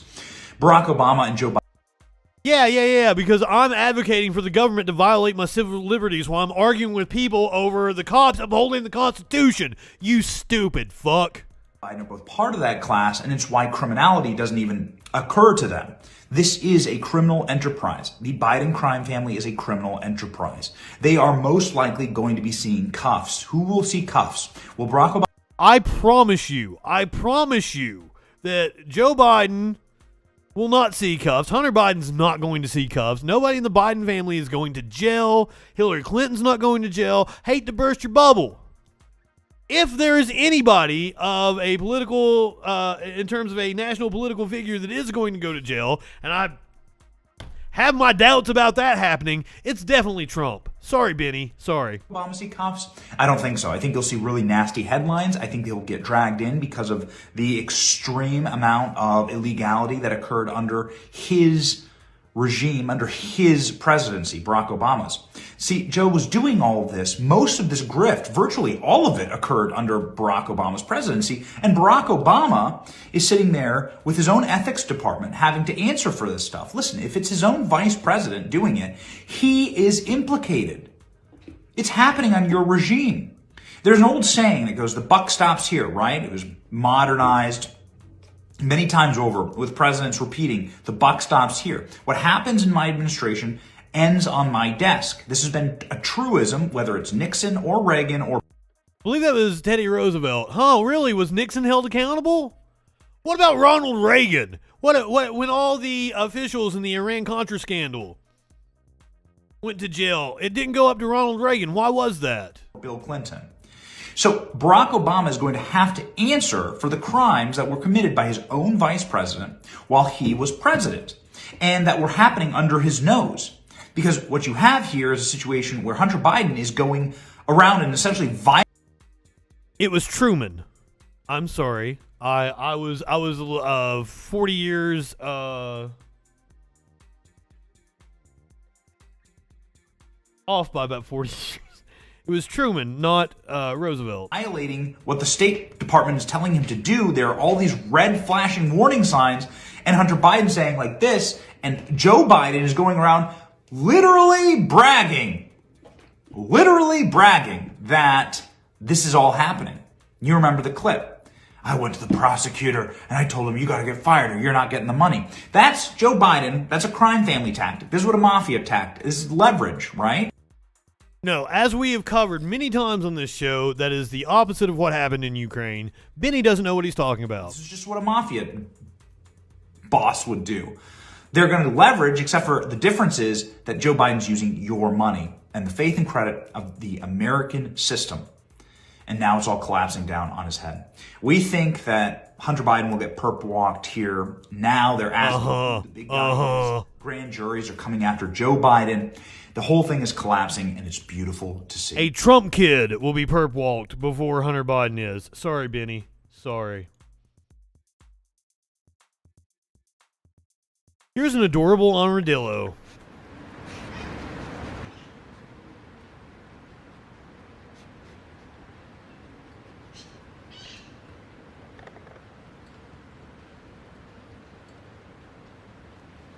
This is at a wildlife refuge. He was rescued. The adorable armadillo was rescued from illegal trafficking and now lives at a wildlife refuge. She doesn't interact much with people, but she is very curious and wanted to smell all the other animals the caretaker had been working with.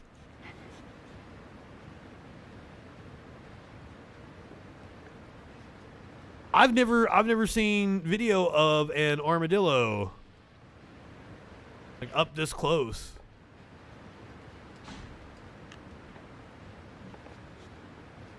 She is indeed precious, though. Like she wanted to smell the knee of her handler.